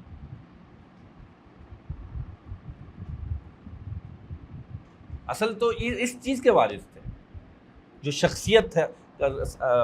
اما عائشہ نے نہیں فرمایا قرآن کے حوالے سے کہ رسول اللہ صلی اللہ علیہ وسلم چلتا پھرتا قرآن تھے؟ تو آپ کی شخصیت، آپ کے مزاج، آپ کے رویے، آپ کی عادات، آپ کی فکر، ان سب چیزوں کے وارث تھے ہم۔ وارث سے اپنانی تھی وہ، ہماری زندگی کا محور و مرکز وہ ہونا تھا۔ اب لوگ کیسے بات سنیں گے؟ تو یہ وہ میں تھوڑا سا تیز چلا ہوں کہ جو مسئلہ آیا، آج جو مسئلہ ہمارے سامنے کھڑا ہے وہ ہے کیا اور اس کا سلوشن کیا ہے؟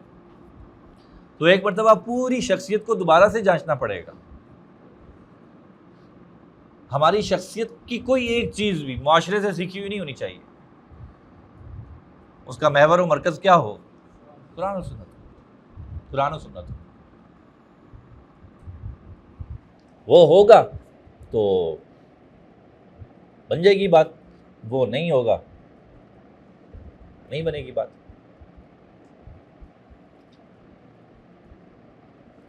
رسول اللہ صلی اللہ علیہ وسلم تشریف فرمائے، حضرت جابر آتے ہیں، جب مجلس میں بیٹھتے ہیں آ کے تو آپ کی نظر پڑتی ہے حضرت جابر پر، تو ان کے کپڑوں پر نا وہ مہندی کے نشان ہوتا ہے کوئی، تو پوچھتے ہیں جابر شادی کر لی؟ روایت پڑھی ہوئی نا آپ نے۔ اچھا کیسا سادہ دور تھا، رسول اللہ کو بھی نہیں بلایا شادی میں، شادی ہو گئی بس ٹھیک۔ تو پوچھتے ہیں کس سے کی شادی؟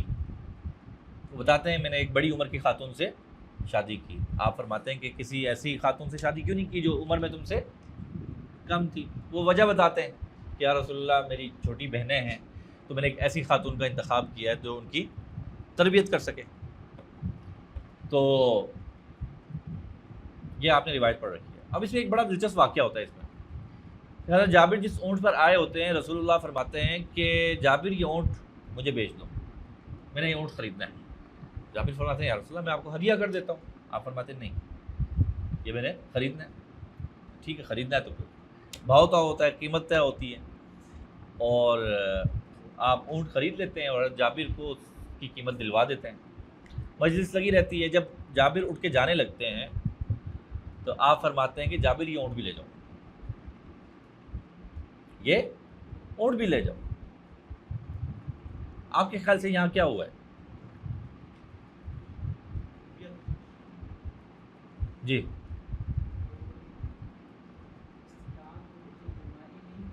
ہاں بہت اچھا، مالی استطاعت نہیں تھی، انہوں نے ولیمہ بھی نہیں کیا، حضور کو بھی نہیں بلایا، حالات ٹھیک نہیں ہیں ان کے، آپ نے ان کی مالی مدد کی، لیکن کس لطیف پیرائے میں جا کے عزت نفس کا خیال رکھا کہ کسی کی عزت نفس مجروح نہ ہو، عزت نفس کا خیال رکھا۔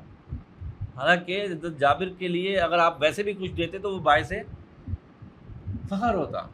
آنے والوں کو سمجھایا کہ اپنے ساتھیوں کی عزت نفس کا کیسے خیال رکھنا ہے۔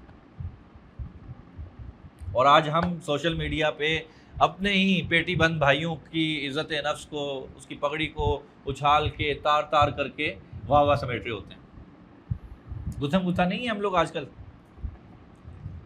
ایک سے ایک تحریر آتی ہے اور پھر قربان جائیں اس کے نیچے جو کامنٹس آتے ہیں، کہتے ہیں ہاں حضرت آپ نے کیا حق ادا کر دیا ترجمانی کا۔ یار کہاں سے آئے ہیں یہ رویے، کہاں سے آئے؟ ابھی میں اکابرین اسلاف کی نہیں آ رہا، ان کے واقعات بیچ میں بیان کروں گا، بات اور لمبی ہو جائے گی، نہ ان کا یہ اسلوب تھا. یہ کہاں سے ہم نے لے لیے؟ کہاں سے لے لیا ہم نے پتہ نہیں. تو ہماری پوری شخصیت وہ معاشرے سے اخذ کردہ اخلاق کردار سے ہے. ہم جیسے تھے ویسے ہی ہیں. قرآن و حدیث کا کوئی زیادہ گہرائی ہمارے چھاپ ہمارے رویوں پر مزاج پر نہیں بنی، نہیں پڑی. تو ایک مرتبہ ہمیں دوبارہ سے اپنی پوری شخصیت کو اس پر جانچنے کی ضرورت ہے. جذبات سے لے کے اندر کیا پک رہا ہے وہاں سے لے کے ظاہری حیت تک اور بولنے تک، اور بولنے سے بھی آگے چہرے کے تاثرات تک. آڈینس انگیج کیسے ہوتی ہے، لوگ کیسے جڑتے ہیں. ننھا سا بچہ ہے، ننھا سا بلبل پال رکھی ہے، فوت ہو جاتی ہے، آپ گزر رہے ہیں اور دیکھتے ہیں اداس بیٹھا ہے، کہتے ہیں یا ابا عمیر ما فعل النغیر. او ہو ابو عمیر کیا ہوا اس کو. روایت پڑھ رکھی ہے نا. اب ذرا اس کو سمجھیں تربیت کو سامنے رکھتے ہوئے. آپ صلی اللہ علیہ وسلم مدینہ منورہ میں کس قدر مصروفیت بڑا دن ہوتا ہے آپ کا، اور کئی جہاد سے مصروفیت ہے آپ کی. آپ اللہ کے نبی ہیں، اللہ کا پیغام لوگوں تک پہنچا رہے ہیں، پہلی بات. دوسری چیز ان کی دینی تربیت کر رہے ہیں. تیسری چیز آپ ریاست کے والی اور حاکم ہیں، اس کے معاملات دیکھ رہے ہیں. وفود آ رہے ہیں، وفود جا رہے ہیں، ان کو وقت دے رہے ہیں. آپ مختلف جگہوں پہ سرایہ بھیج رہے ہیں، لشکر بھیج رہے ہیں، دستے بھیج رہے ہیں. ایک پورا جاسوسی کا نیٹ ورک ہے. آپ کو پل پل کی خبر پہنچ رہی ہے. اہل مکہ کے ہر قدم پر نظر رکھے ہوئے ہیں، ان کی جنگی تیاریوں کے حوالے سے، ان کی معاشی سرگرمیوں کے حوالے سے. ارد گرد کے جو قبائل ہیں آپ ان سے امن معاہدے کر کے مدینہ منورہ کے ارد گرد کو محفوظ کر رہے ہیں. یہ کس قدر مصروفیات ہیں. ٹھیک. پھر کئی ازواج مطہرات ہیں، آپ ان کا وقت دے رہے ہیں. پھر جو بچے براہ راست آپ کی زیر پرورش رہے، 18 سے زائد لوگ ہیں بچے، تو وہ آپ کی زیر کفالت ہیں. پھر اصحاب صفہ ہیں جن کا جو ہے نا اوڑھنا بچھونا رسول اللہ صلی اللہ علیہ وسلم کے در پہ ہے. آپ ان کی تربیت کا اہتمام بھی کر رہے ہیں، ان کی کفالت کا اہتمام بھی کر رہے ہیں. پھر انصار و مہاجرین کے جو معاملات ہیں اس کو آگے بڑھا رہے ہیں. مدینہ منورہ میں بازار قائم کر رہے ہیں. یہ ساری چیز کس قدر مصروفیات ہیں. پھر رات کا ایک بڑا حصہ اپنے رب کے لیے خاص کر رکھا ہے. ان تمام مصروفیات میں، اور جبکہ ہزاروں لوگ آپ سے وابستہ ہیں، ایک چھوٹے سے بچے کا نام معلوم ہے. ایک چھوٹے سے بچے کا نام معلوم ہے. شاید ہماری اس کلاس میں ہم سب کو ایک دوسرے کے نام معلوم نہ ہوں، قوی امید ہے. لیڈرشپ کیا ہوتی ہے، لوگ کیسے قریب آتے ہیں. صرف نام نہیں معلوم بلکہ دلچسپی بھی معلوم ہے. مطلب اتنا تعارف ہے کہ وہ کھیلتا کس چیز سے ہے یہ بھی معلوم ہے. اور جب اب اس کو سہارے کی ضرورت تھی تو آپ وہاں پہ رکے، اس کو سینے سے لگایا. اب بتائیے کہ ابو عمیر نے کہیں جانا ہے زندگی میں، اس نے تو قربان ہو جانا ہے نا. پھر ابو عمیر کو خوب یہ اس بات کا ادراک ہے کہ یہ ہیں کون. وہ دیکھتا ہے کہ لوگ کس طرح بچھے چلے جاتے ہیں ان کے سامنے، ان کے گھر میں ان کا نام کیسے لیا جاتا ہے، کیا مقام و مرتبہ ہے. جب وہ آ کے سینے سے لگاتے ہیں اب ابو عمیر نے کہاں جانا ہے رضی اللہ تعالیٰ. تو یقین جانیے یہ وہ جو مدنی معاشرہ تشکیل پایا تھا، صحابہ کرام کی جو تربیت ہوئی تھی وہ کسی جادو سے نہیں ہوئی تھی. ایک پروسیس تھا، وہ ایک پروسیس تھا. کسی ایک چیز کو نظر انداز نہیں کیا گیا. کوئی ایک اسپیشل ٹریٹمنٹ نہیں تھی کہ یہ کام نہیں ہوگا تو اس کے بغیر بھی ہو جائے گا. انسان کو تربیت سے گزارا جاتا ہے، مختلف مراحل سے گزارا جاتا ہے. آپ دیکھ لیجئے رسول اللہ صلی اللہ علیہ وسلم کے سفر میں وہ چیزیں زیادہ ایکسٹریم کے ساتھ موجود تھیں. والد فوت ہو گئے، شروع میں ہی والدہ فوت ہو گئی، چچا فوت ہو گئے، ہر رشتے کو آپ سے ہٹا رہے ہیں، مشکلات میں آ رہے ہیں، سب کچھ ہو رہا ہے. پھر نبوت مل گئی تو آسانی شروع ہو گئی. نہیں، آزمائش پہ آزمائش، مشکلات پہ مشکلات. مجھے اور آپ کو سمجھانے کے لیے تھا. اب مسئلہ یہ کہ میں اور آپ تھوڑی سی پریشانی مسائل آتے ہیں ہم گھبرا جاتے ہیں، ہمارے ہاتھ پاؤں پھول جاتے ہیں، ہم بھی عام لوگوں کی طرح شکوہ گناہ ہو جاتے ہیں، اور پھر مسائل ڈسکس کرنے لگ جاتے ہیں. آپ سوچئے نا ذرا کہ آپ کہاں کہاں سے گزرے، آپ باقی چھوڑ دیں، آپ صرف شعب ابی طالب کو سامنے رکھیں کہ جہاں آپ کے سامنے آپ کس قدر نرم دل ہیں۔ ایک تو ہوتا ہے نا، ہم ایک ایسا شخص ہوتا ہے جس کو لوگوں کی پرواہ ہی نہیں ہے، آپ کس قدر نرم دل ہیں کہ قرآن کہتا ہے حریص علیکم بالمؤمنین رؤوف الرحیم۔ الفاظ دیکھیں قرآن کیا استعمال کر رہے ہیں، آپ بڑے نرم دل ہیں، آپ کے سامنے بچے بلبلا رہے ہیں بھوک سے، اپنی بھوک، اپنی پیاس، اپنی پریشانی انسان برداشت کر لیتا ہے، جب کوئی ننھا سا سامنے بچہ، لیکن کیا آپ ثابت قدم رہے کہ نہیں رہے؟ طائف کا میدان دیکھ لیجیے، خندق کو دیکھیے، احد کو دیکھیے، بدر کو دیکھیے، ایک سے ایک آزمائش، ایک سے ایک مشکل آ رہی ہے۔ خندق کو دیکھیں کہ جان کا خوف ہے، کھانے کو کچھ نہیں ہے۔ قرآن کہتا ہے ہنالک ابتلی المؤمنون وزلزلوا زلزالا شدیدا واذ زاغت الابصار وبلغت القلوب الحناجر۔ سوچئے ذرا وہ آزمائش کیا ہوگی، قرآن کے الفاظ استعمال کر رہا ہے، مبالغہ تو نہیں کرتا قرآن، اس کا اسلوب ہی نہیں ہے۔ تو خیر کلیجے منہ کو آ رہے تھے، خوف ہے دشمن کا، بھوک ہے، اب یہ عالم ہے، اور خندق کا ایک حصہ چٹان آ جاتی ہے، آپ خود اترتے ہیں نیچے۔ اب پس منظر کو سامنے رکھیں کہ چل کیا رہا ہے۔ اب کدال مارتے ہیں، روشنی نکلتی ہے، آپ کیا فرماتے ہیں؟ کہہ رہے ہیں کہ محلات دکھائی دے رہے ہیں، یمن کے، شام کے اور کیسر و کسرا کے۔ کس سچویشن سے گزر رہے ہیں، ٹھیک، اور اس میں جذبات کہاں پہ ہیں، سچویشن کیا ہے اور جذبات کیا ہے، ٹھیک۔ اس سے مشکل وقت شاید آیا ہو، لیکن اس میں بھی پوری جرت کے ساتھ، استقامت کے ساتھ، اطمینان کے ساتھ کھڑے۔ ہم تھوڑی سی پریشانی آتی ہے بہہ جاتے ہیں، پریشانی آئے گی، لیکن میرے اور ہماری آپ کی تو تربیت ایسی ہونی چاہیے، مضبوطی ایسی ہونی چاہیے کہ وہاں ڈٹ کر ثابت قدم رہے، نہ یہ کہ عام فرد کی طرح پریشان ہوتے پھریں، پریشانی سے ہاتھ پاؤں پھول جائیں اور سب کچھ راستہ بھی آگے بھول جائے۔ حالانکہ انسان اگر اطمینان سے کسی پریشانی کا سامنا کرتا ہے وہ راستہ نکل آتا ہے پھر۔ ایسا ہی ہے نا، ہمارا ایک تو قومی رویہ یہ ہے کہ ہم مسائل ڈسکس کرتے ہیں، ہماری گفتگو پرابلمز پر ہوتی ہے، ان کے سولوشنز پر نہیں ہوتی۔ یہ معاشرتی رویہ ہے۔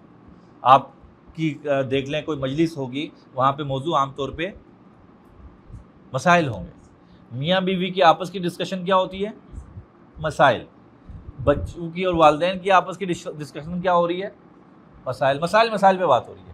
یہاں تک کہ اب تو حکومتوں نے بھی مسائل ڈسکس کرنا شروع کر دیے ہیں، پریس کانفرنس کرتے ہیں اور اس میں مسائل بتاتے ہیں جس سے ہم گزر رہے ہیں، وہ ہمیں خوب معلوم ہے۔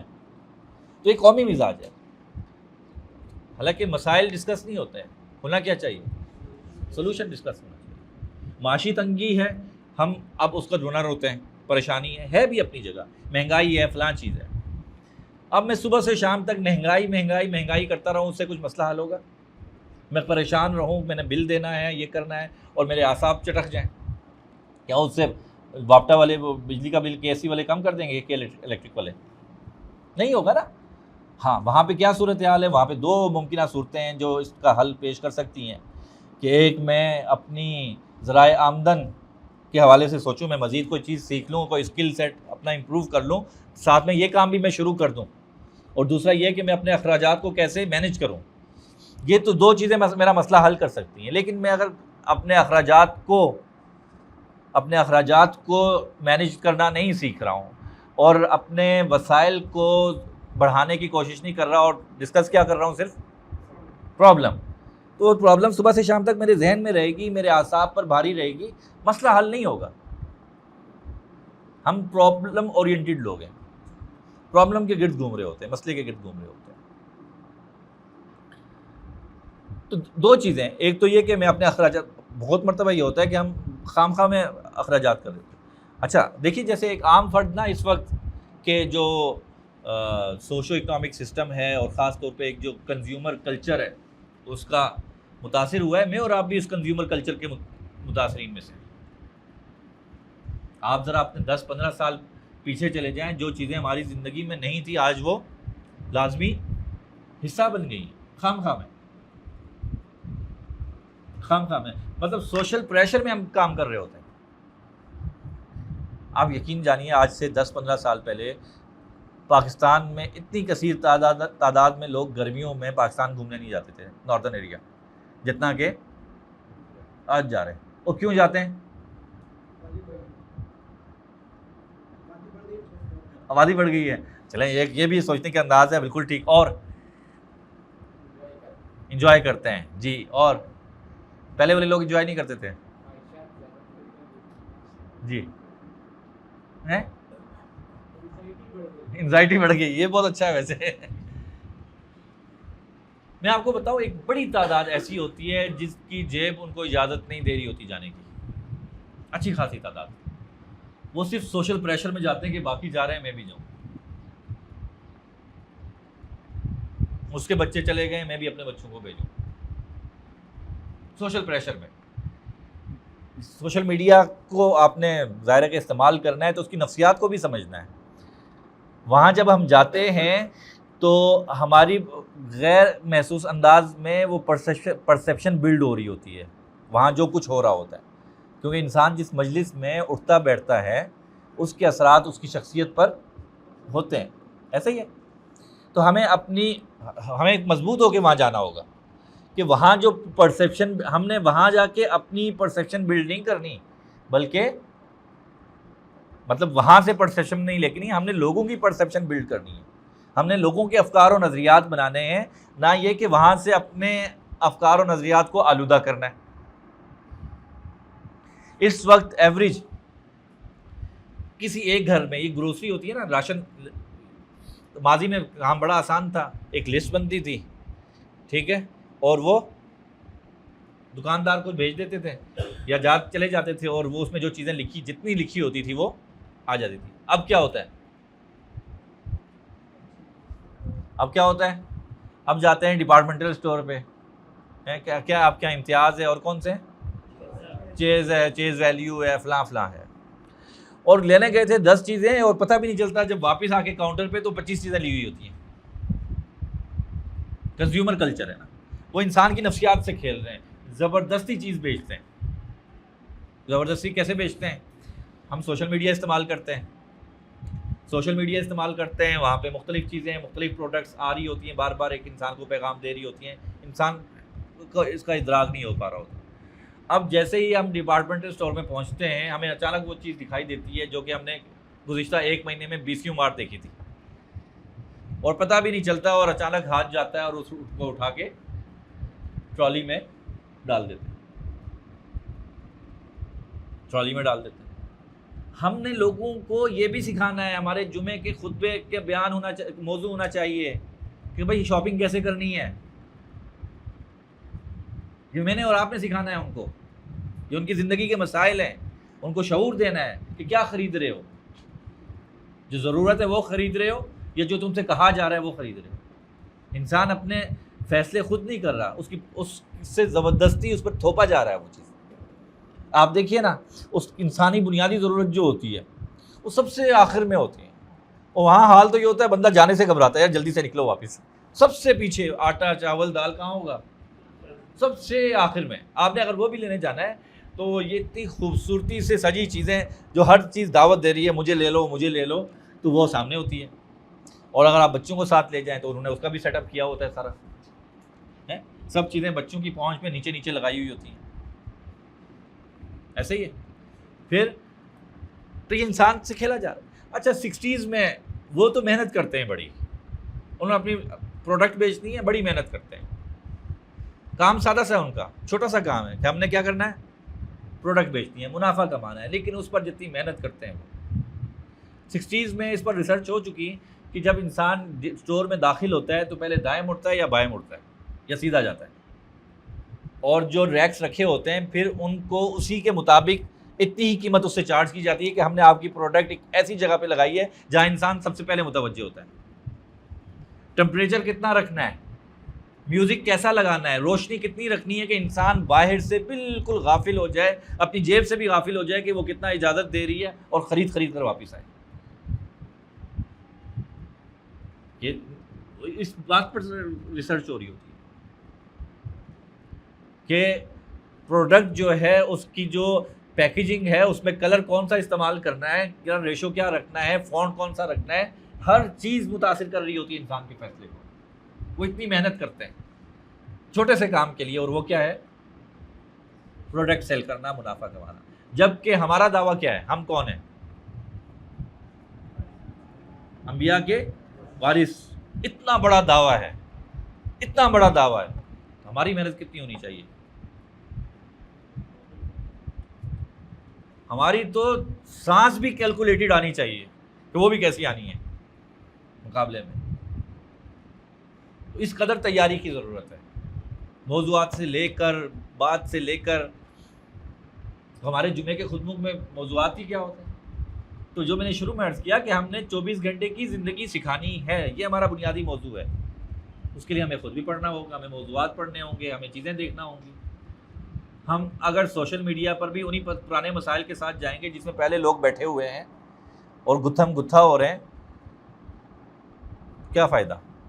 ہم سوشل میڈیا پہ جائیں، آج کے انسان کے ریئل مسائل جو ہیں وہ ڈسکس کریں اور ان کا سلوشن پیش کریں.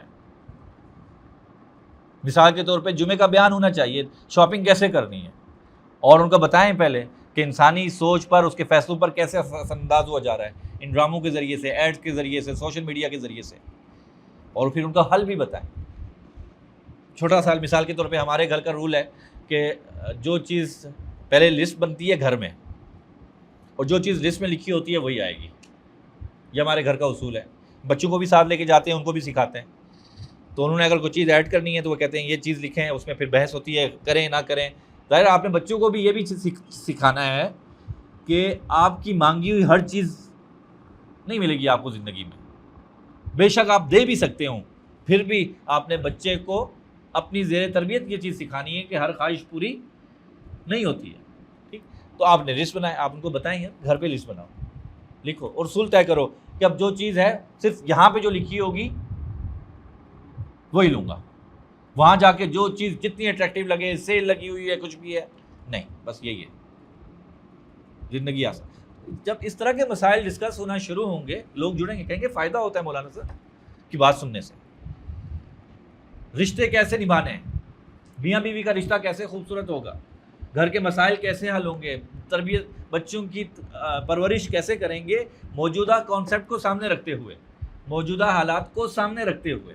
یہ موضوعات ہونے چاہیے. لوگ آئیں گے، لوگ جڑیں گے، لوگ سنیں گے.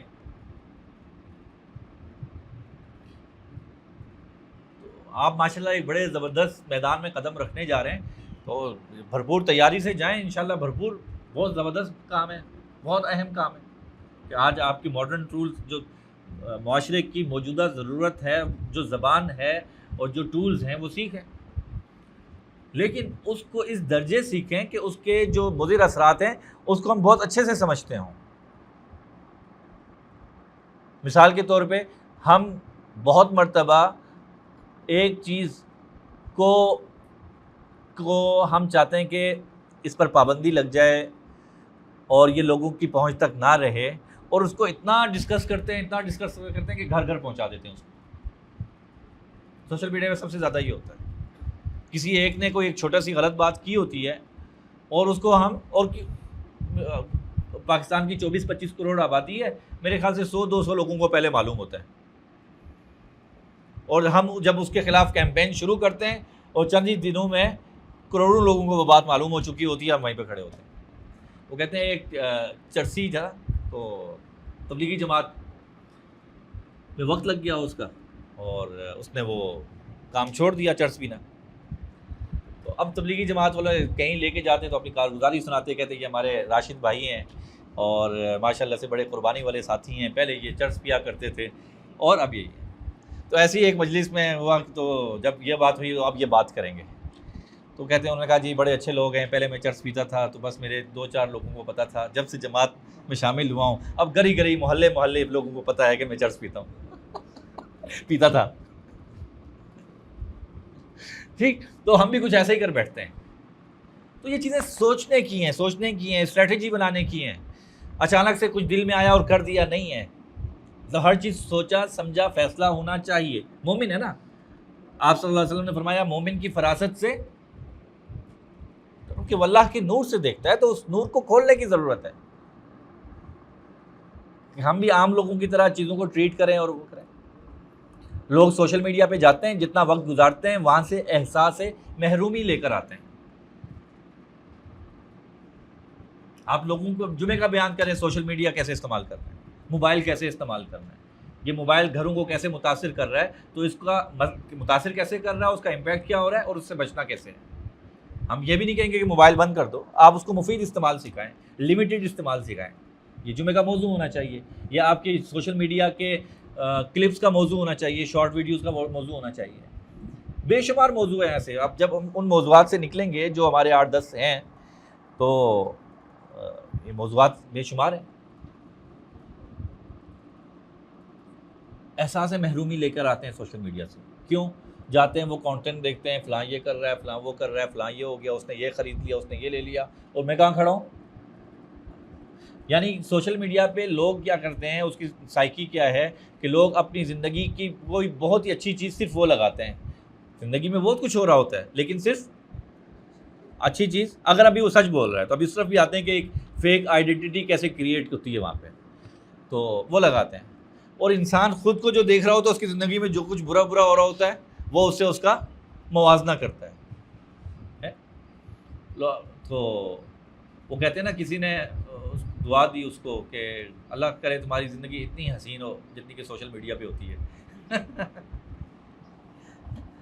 تو عجیب ایک وہ ہے سوشل میڈیا. نفسیات سمجھیں آپ, آخر کیا وجہ ہے لوگوں کی کہ وہ کہتے ہیں eating samosa feeling happy with, وہ اتنے اقدار. وہ بلکہ ایک اور وہ دلچسپ بھی ہوتا ہے, فیلنگ لونلی ود 49 ادرس. مطلب یہ کیوں کرتے ہیں لوگ؟ مطلب کون سا زندگی کی اتنی بڑی اچیومنٹ ہے, سموسا کھا رہا ہے اور وہ اس پر سوشل میڈیا پر لگا رہا ہے. تو ہم نے اور آپ نے کانٹینٹ کریٹ کرنا ہے, پھر یہ والا نہیں کرنا. ٹھیک ہے, ہمارا پروڈکٹیو کانٹینٹ ہونا چاہیے, اور اس میں یہ بھی ہونا چاہیے کہ ہم لوگوں کو سکھائیں یار یہ کیا کر رہے ہو تم لوگ. ٹھیک, تو یہ اس طرح کے موضوعات ہیں. تو اس قدر لوگ پیاسے ہیں, جتنے موضوعات آج میرے اور آپ کے پاس ہیں, ماضی میں کبھی کسی مولوی کے پاس اتنے موضوع نہیں تھے بات کرنے کے لیے, اس لیے کہ مسائل اتنے زیادہ ہیں, اتنے زیادہ موضوعات ہیں. تو آج تو ہمارے پاس تو مطلب اگر میں 10 سال تک امامہ خطابت کر رہا ہوں, شاید ہر جمعے کو میرے پاس نیا موضوع ہوگا, ریپیٹ ہی نہیں ہو, اتنے مسائل ہیں پبلک کے. تو اپنی آنکھیں ہم دوبارہ سے ایک مرتبہ معاشرے کے گرد دوڑانی ہیں, دیکھنی ہے. اور آخر کے 15 منٹ میں کوئی سوال لیتا ہوں, پھر بات ختم کرتے ہیں. مجھے پتہ نہیں چلا یار 10:15 ہو گئی. جی اچھا, یہ ہمارا جو کیا کہتے ہیں پرسنالٹی ڈیولپمنٹ کا کورس ہے, یہ تقریباً کوئی 8 سے 10 نشستوں پر مشتمل ہے. تو آج تو ہم نے کچھ تعارفی باتیں کی ہیں. انشاءاللہ آئندہ موقع ہوا تو پھر ضرور آپ کی خدمت میں حاضر ہوں گے اور اس کو پھر آگے بڑھائیں گے. جی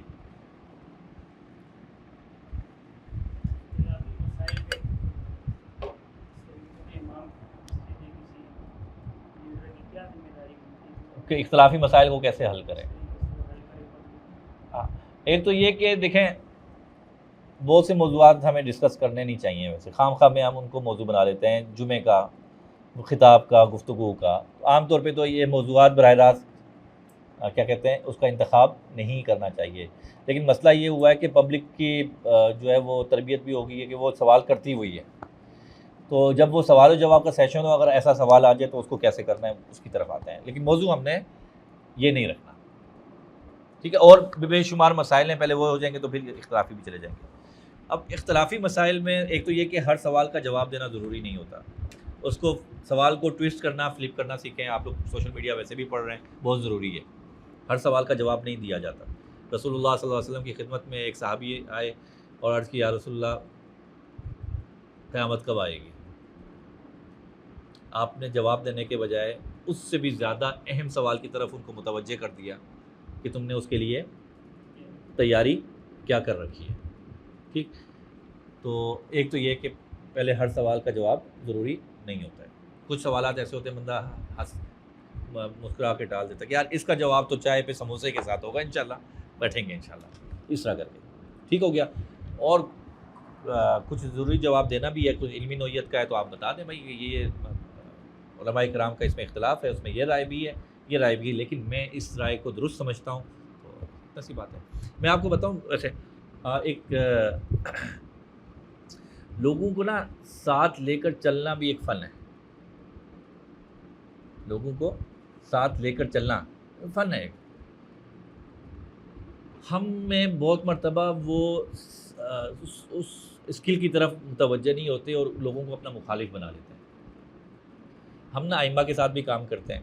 اب ائمہ کو ایک بڑی دشواری پیش آتی ہے کہ جی جو لوگ ہیں کمیٹی کے جو حضرات ہیں وہ اور عالم جو امام مسجد ہیں ان کا آپس میں بہت مرتبہ کلیش چل رہا ہوتا ہے, ایک پیج پہ نہیں ہوتے ہیں, مسائل ہو رہے ہوتے ہیں, اس طرح کی چیزیں ہوتی ہیں.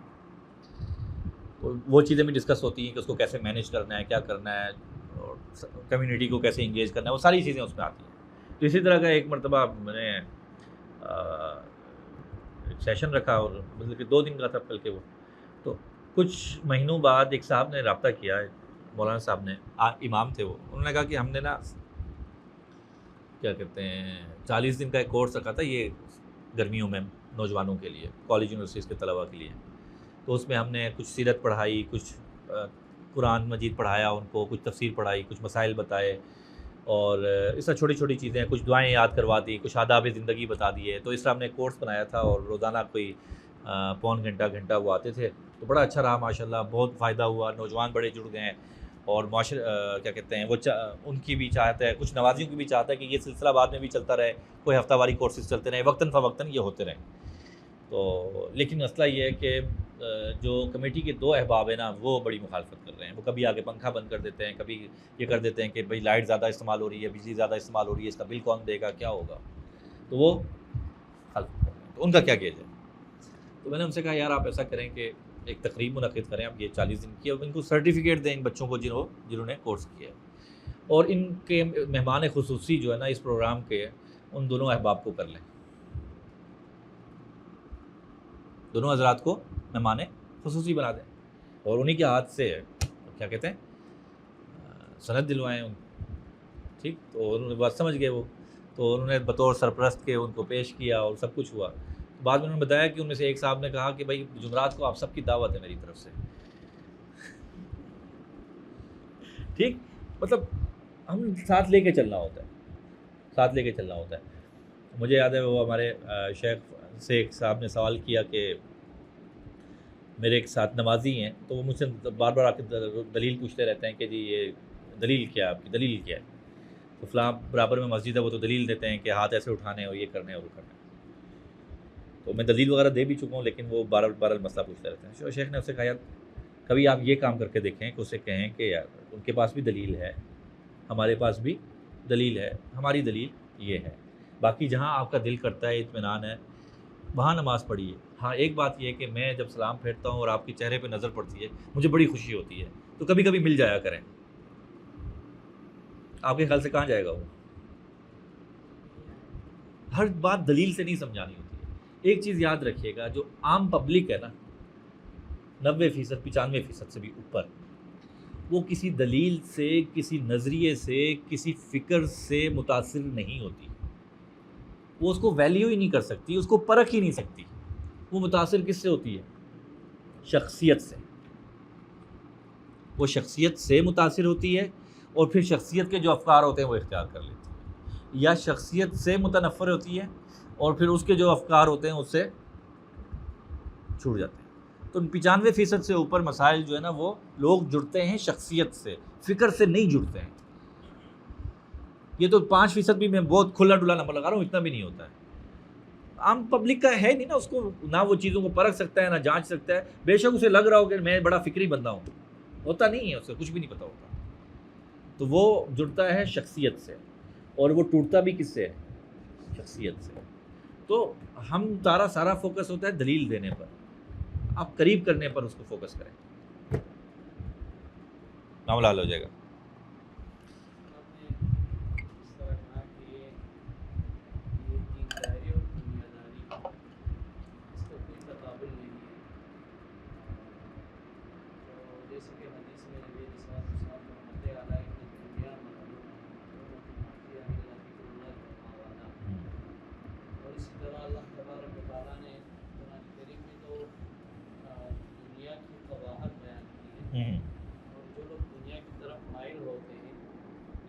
کلام ابن باؤ کے بارے میں فرماتے والا کہ افضل الخلق، تو دنیا کی قباحت اللہ نے بیان کی ہے اور دینداری کی طرف اللہ تبارک و تعالیٰ نے لوگوں کو ترغیب دی، نبی علیہ الصلوۃ والسلام نے بھی، اور سیرت میں بھی بہت سارے واقعات ملتے ہیں، قرآن میں بھی اسی طرح۔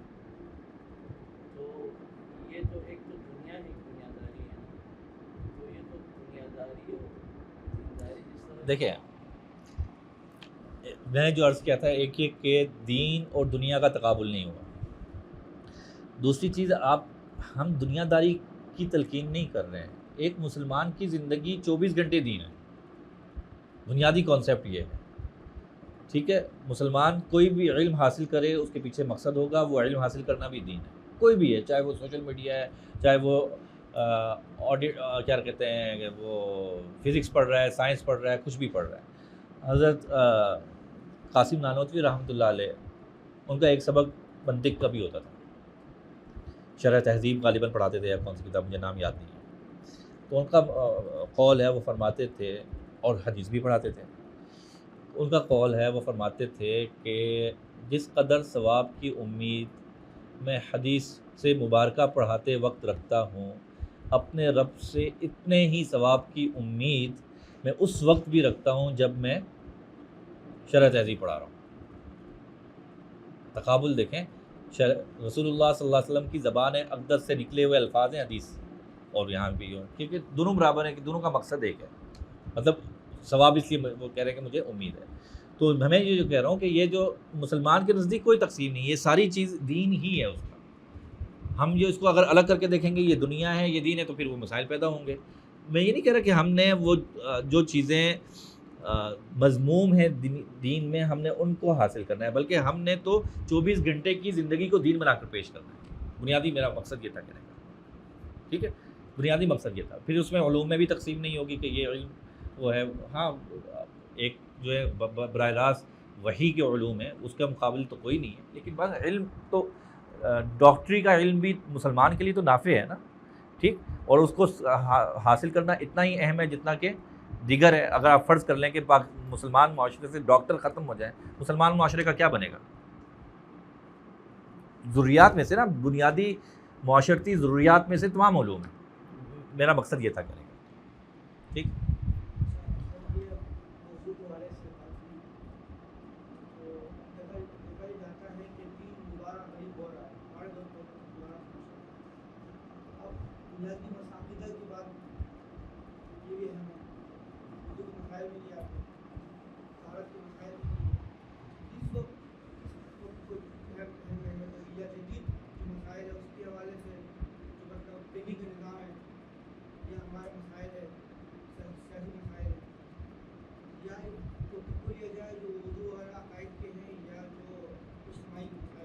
سارے ہی مسائل ہیں، سب کو مسائل کو ڈسکس کرنا ہے نا، کیونکہ ہم نے یہ کہنا ہے ہم نے سب کچھ سکھانا ہے نا اس کو، ٹھیک۔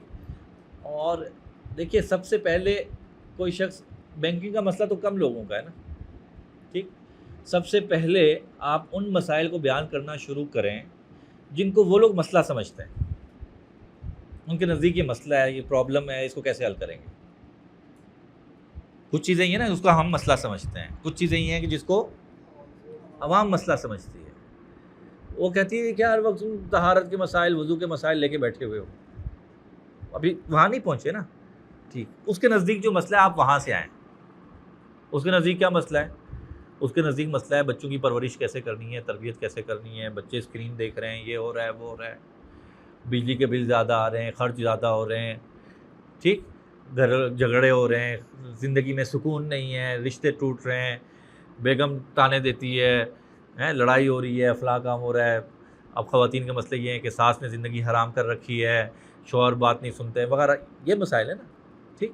تو کچھ وہ مسائل بیان کریں جو ان کو لگے کہ ہمارا مسئلہ ڈسکس ہو رہا ہے، کہ مولانا صاحب ہماری فکر رکھتے ہیں، سوچ رکھتے ہیں، ان کو ہماری فکر ہے، میں یہاں گیا ہوں، میرا مسئلہ ڈسکس ہو رہا تھا اور مجھے اس کا حل بھی ملا ہے، ٹھیک، وہ بھی بیان کریں گے۔ ظاہر ہے ہم نے وضو کا طریقہ ہم نہیں سکھانا ہے، وہ کسی ٹام کروز نے نہیں سکھانا، وہ ہم نہیں سکھانا ہے، ٹھیک ہے، لیکن ہم صرف وضو کا مسئلہ سکھائیں یہ ٹھیک نہیں ہے، ہم نے پوری زندگی اس کو سکھانی ہے۔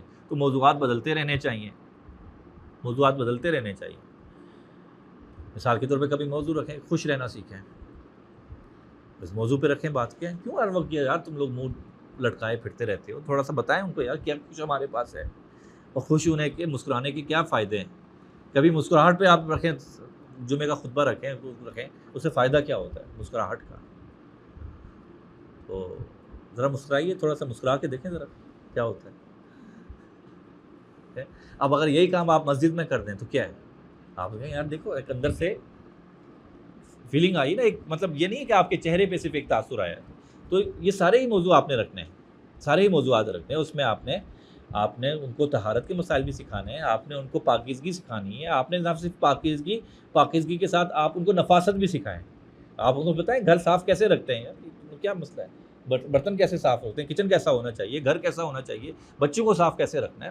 آپ ان کو ریلیٹ کریں ان کے مسائل سے.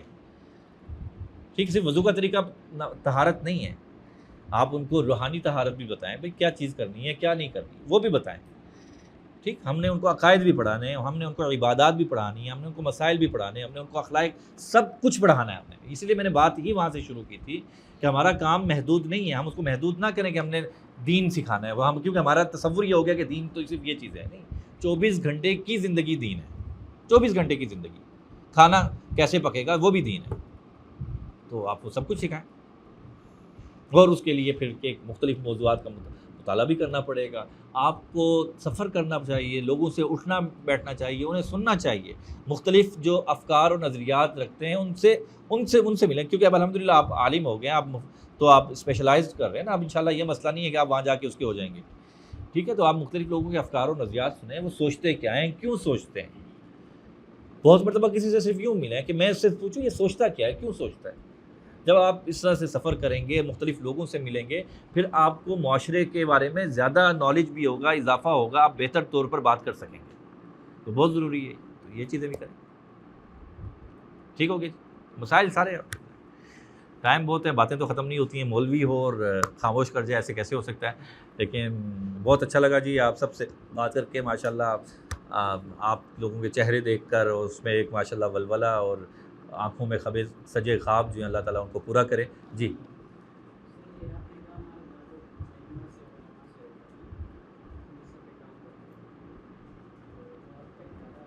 نہیں، ہم مختلف طبقات کے ساتھ کام کرتے ہیں، اس میں یہ کام بھی ہے. فوکس ہمارا علماء کرام ہیں، مدارس ہیں بنیادی طور پہ، کہ مدارس سے جو افراد نکل رہے ہیں وہ کیسے معاشرے میں زیادہ مؤثر ہو سکتے ہیں، پروڈکٹیو ہو سکتے ہیں. اسی طرح جو ہمارے تعلیمی ادارے ہیں، مدارس ہیں، وہ معاشرے میں زیادہ کیسے بہتر طور پر پرفارم کر سکتے ہیں، سر انجام دے سکتے ہیں، بہتر شخصیات کی تشکیل کیسے کر سکتے ہیں. تو ہم اداروں کے ساتھ اور افراد کے ساتھ کام کرتے ہیں. ہم پہلے سے جو ادارے چل رہے ہیں اور پہلے سے جو افراد تیار ہو رہے ہیں ان پر کام کرتے ہیں، نیا کوئی فرد تیار نہیں کرتے. جی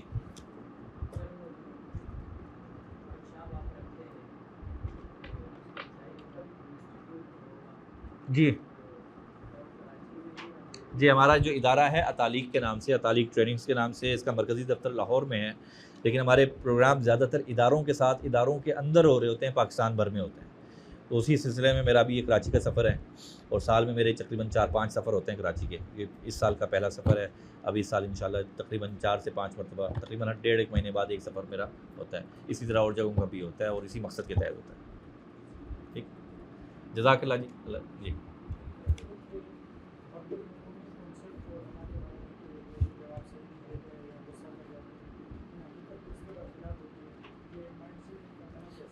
یار میرا نہیں خیال کہ حقیقت برخلاف ہوتی ہے، بہت سی حقیقت سچ بھی ہوتی ہے.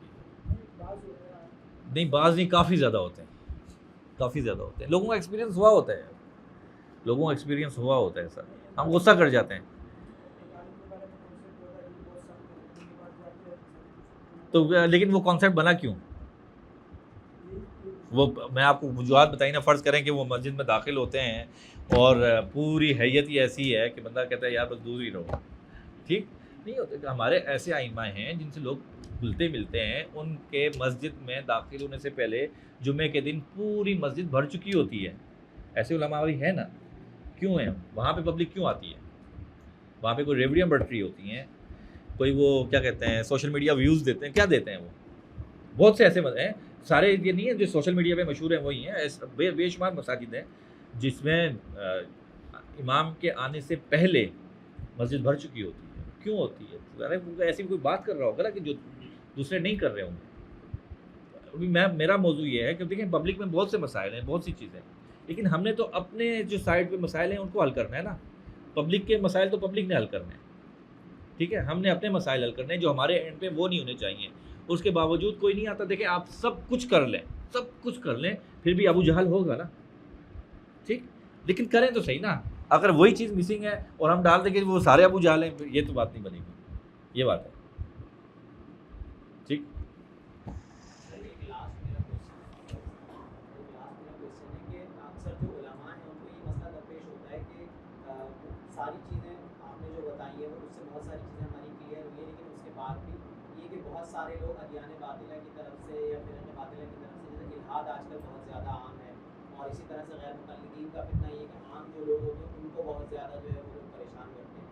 پھر علماء کے پاس آتے ہیں، جو نئے علماء اپوائنٹ ہوتے ہیں مساجد کے اندر، ان کے پاس آ کر مختلف قسم کے سوالات کرتے ہیں، تو اس سب کو کیسے ہینڈل کیا جائے؟ اس میں آپ سے میں کہہ رہا ہوں نا، آپ اس بندے سے پرسنل ریلیشن بلڈ کریں جو بھی سوال کرنے آتے ہیں نا. ایک تو یہ کہ وہ آپ کے خاص طور پہ وقت لے کے آ رہا ہے، وہ جمعے میں نہیں کے علاوہ بھی آ رہا ہے نا، اس کے ہے ٹھیک ہے. آپ کہیں ماشاء اللہ پہ کوئی پانی شانی منگائیں، بہت اچھا لگا، کیا کرتے ہیں، تو ایک دم جواب دینے نہیں لگ جائیں، تھوڑا سا تعارف پوچھیں. مثال کیا کرتے ہیں، وہ کہے کہ فلاں کام کرتا ہوں. اب اس میں بہت اہم ہے کہ ہمارا نا تھوڑا مطالعہ ہونا چاہیے بہت سے موضوعات پر. فرض کریں وہ کہتا ہے کہ میں جو ہے نا وہ جی کیا کہتے ہیں یہ اے آئی کا فلاں جو ہے نا جو فیلڈ ہے اس میں کام کرتا ہوں. اگر ہمارے پاس کچھ نالج ہو، کہتے ہیں یار یہ بڑا زبردست کام ہے، اس میں یہ ہے، اچھا اور کیا کرتے ہیں. آپ نے کیا کیا، سوال کچھ پوچھنے آیا تھا، آپ نے اس کو یہاں پھنسا لیا، ٹھیک ہے. اب جواب دیتے ہوئے آپ ایک دو بات کر بھی دیں آپ کے بعد جو دلیل ہے، اور اس کے بعد کہیں یار یہ بہت اچھا لگا آپ کے سے، تو میں نے کچھ اور چیزیں بھی سیکھنی ہیں، تو پھر کبھی ضرور آئیے گا، مجھے بہت اچھا لگا، میرے خیال سے واپس ضرور آئے گا، ٹھیک. تو یہ مطلب ایک آپ نے طریقہ آہستہ آہستہ جب آپ اس انداز سے جواب دینا شروع کریں گے، آپ کو خود پتہ چل جائے گا میں نے اسے کیسے ڈیل کرنا ہے. تو براہ راست جواب پہ نہ جائیں، اور ضروری نہیں ہر مرتبہ جواب دیں بھی، ٹھیک. اوکے یار یہ چھوڑو، اس سے زیادہ اہم کام بتاؤں میں تمہیں، دیکھ کیا ہے یار برابر میں نا سموسہ بڑا شاندار بنتا ہے، میں منگوا رہا ہوں، ٹھیک. تو مطلب اس طرح کر کے دوستی کر لیں اس سے. تو ہم یہ لوگ دلیل سے سمجھنے والوں کی تعداد بہت کم، اتنی سی ہوتی ہے، بالکل چنی سی ہوتی ہے.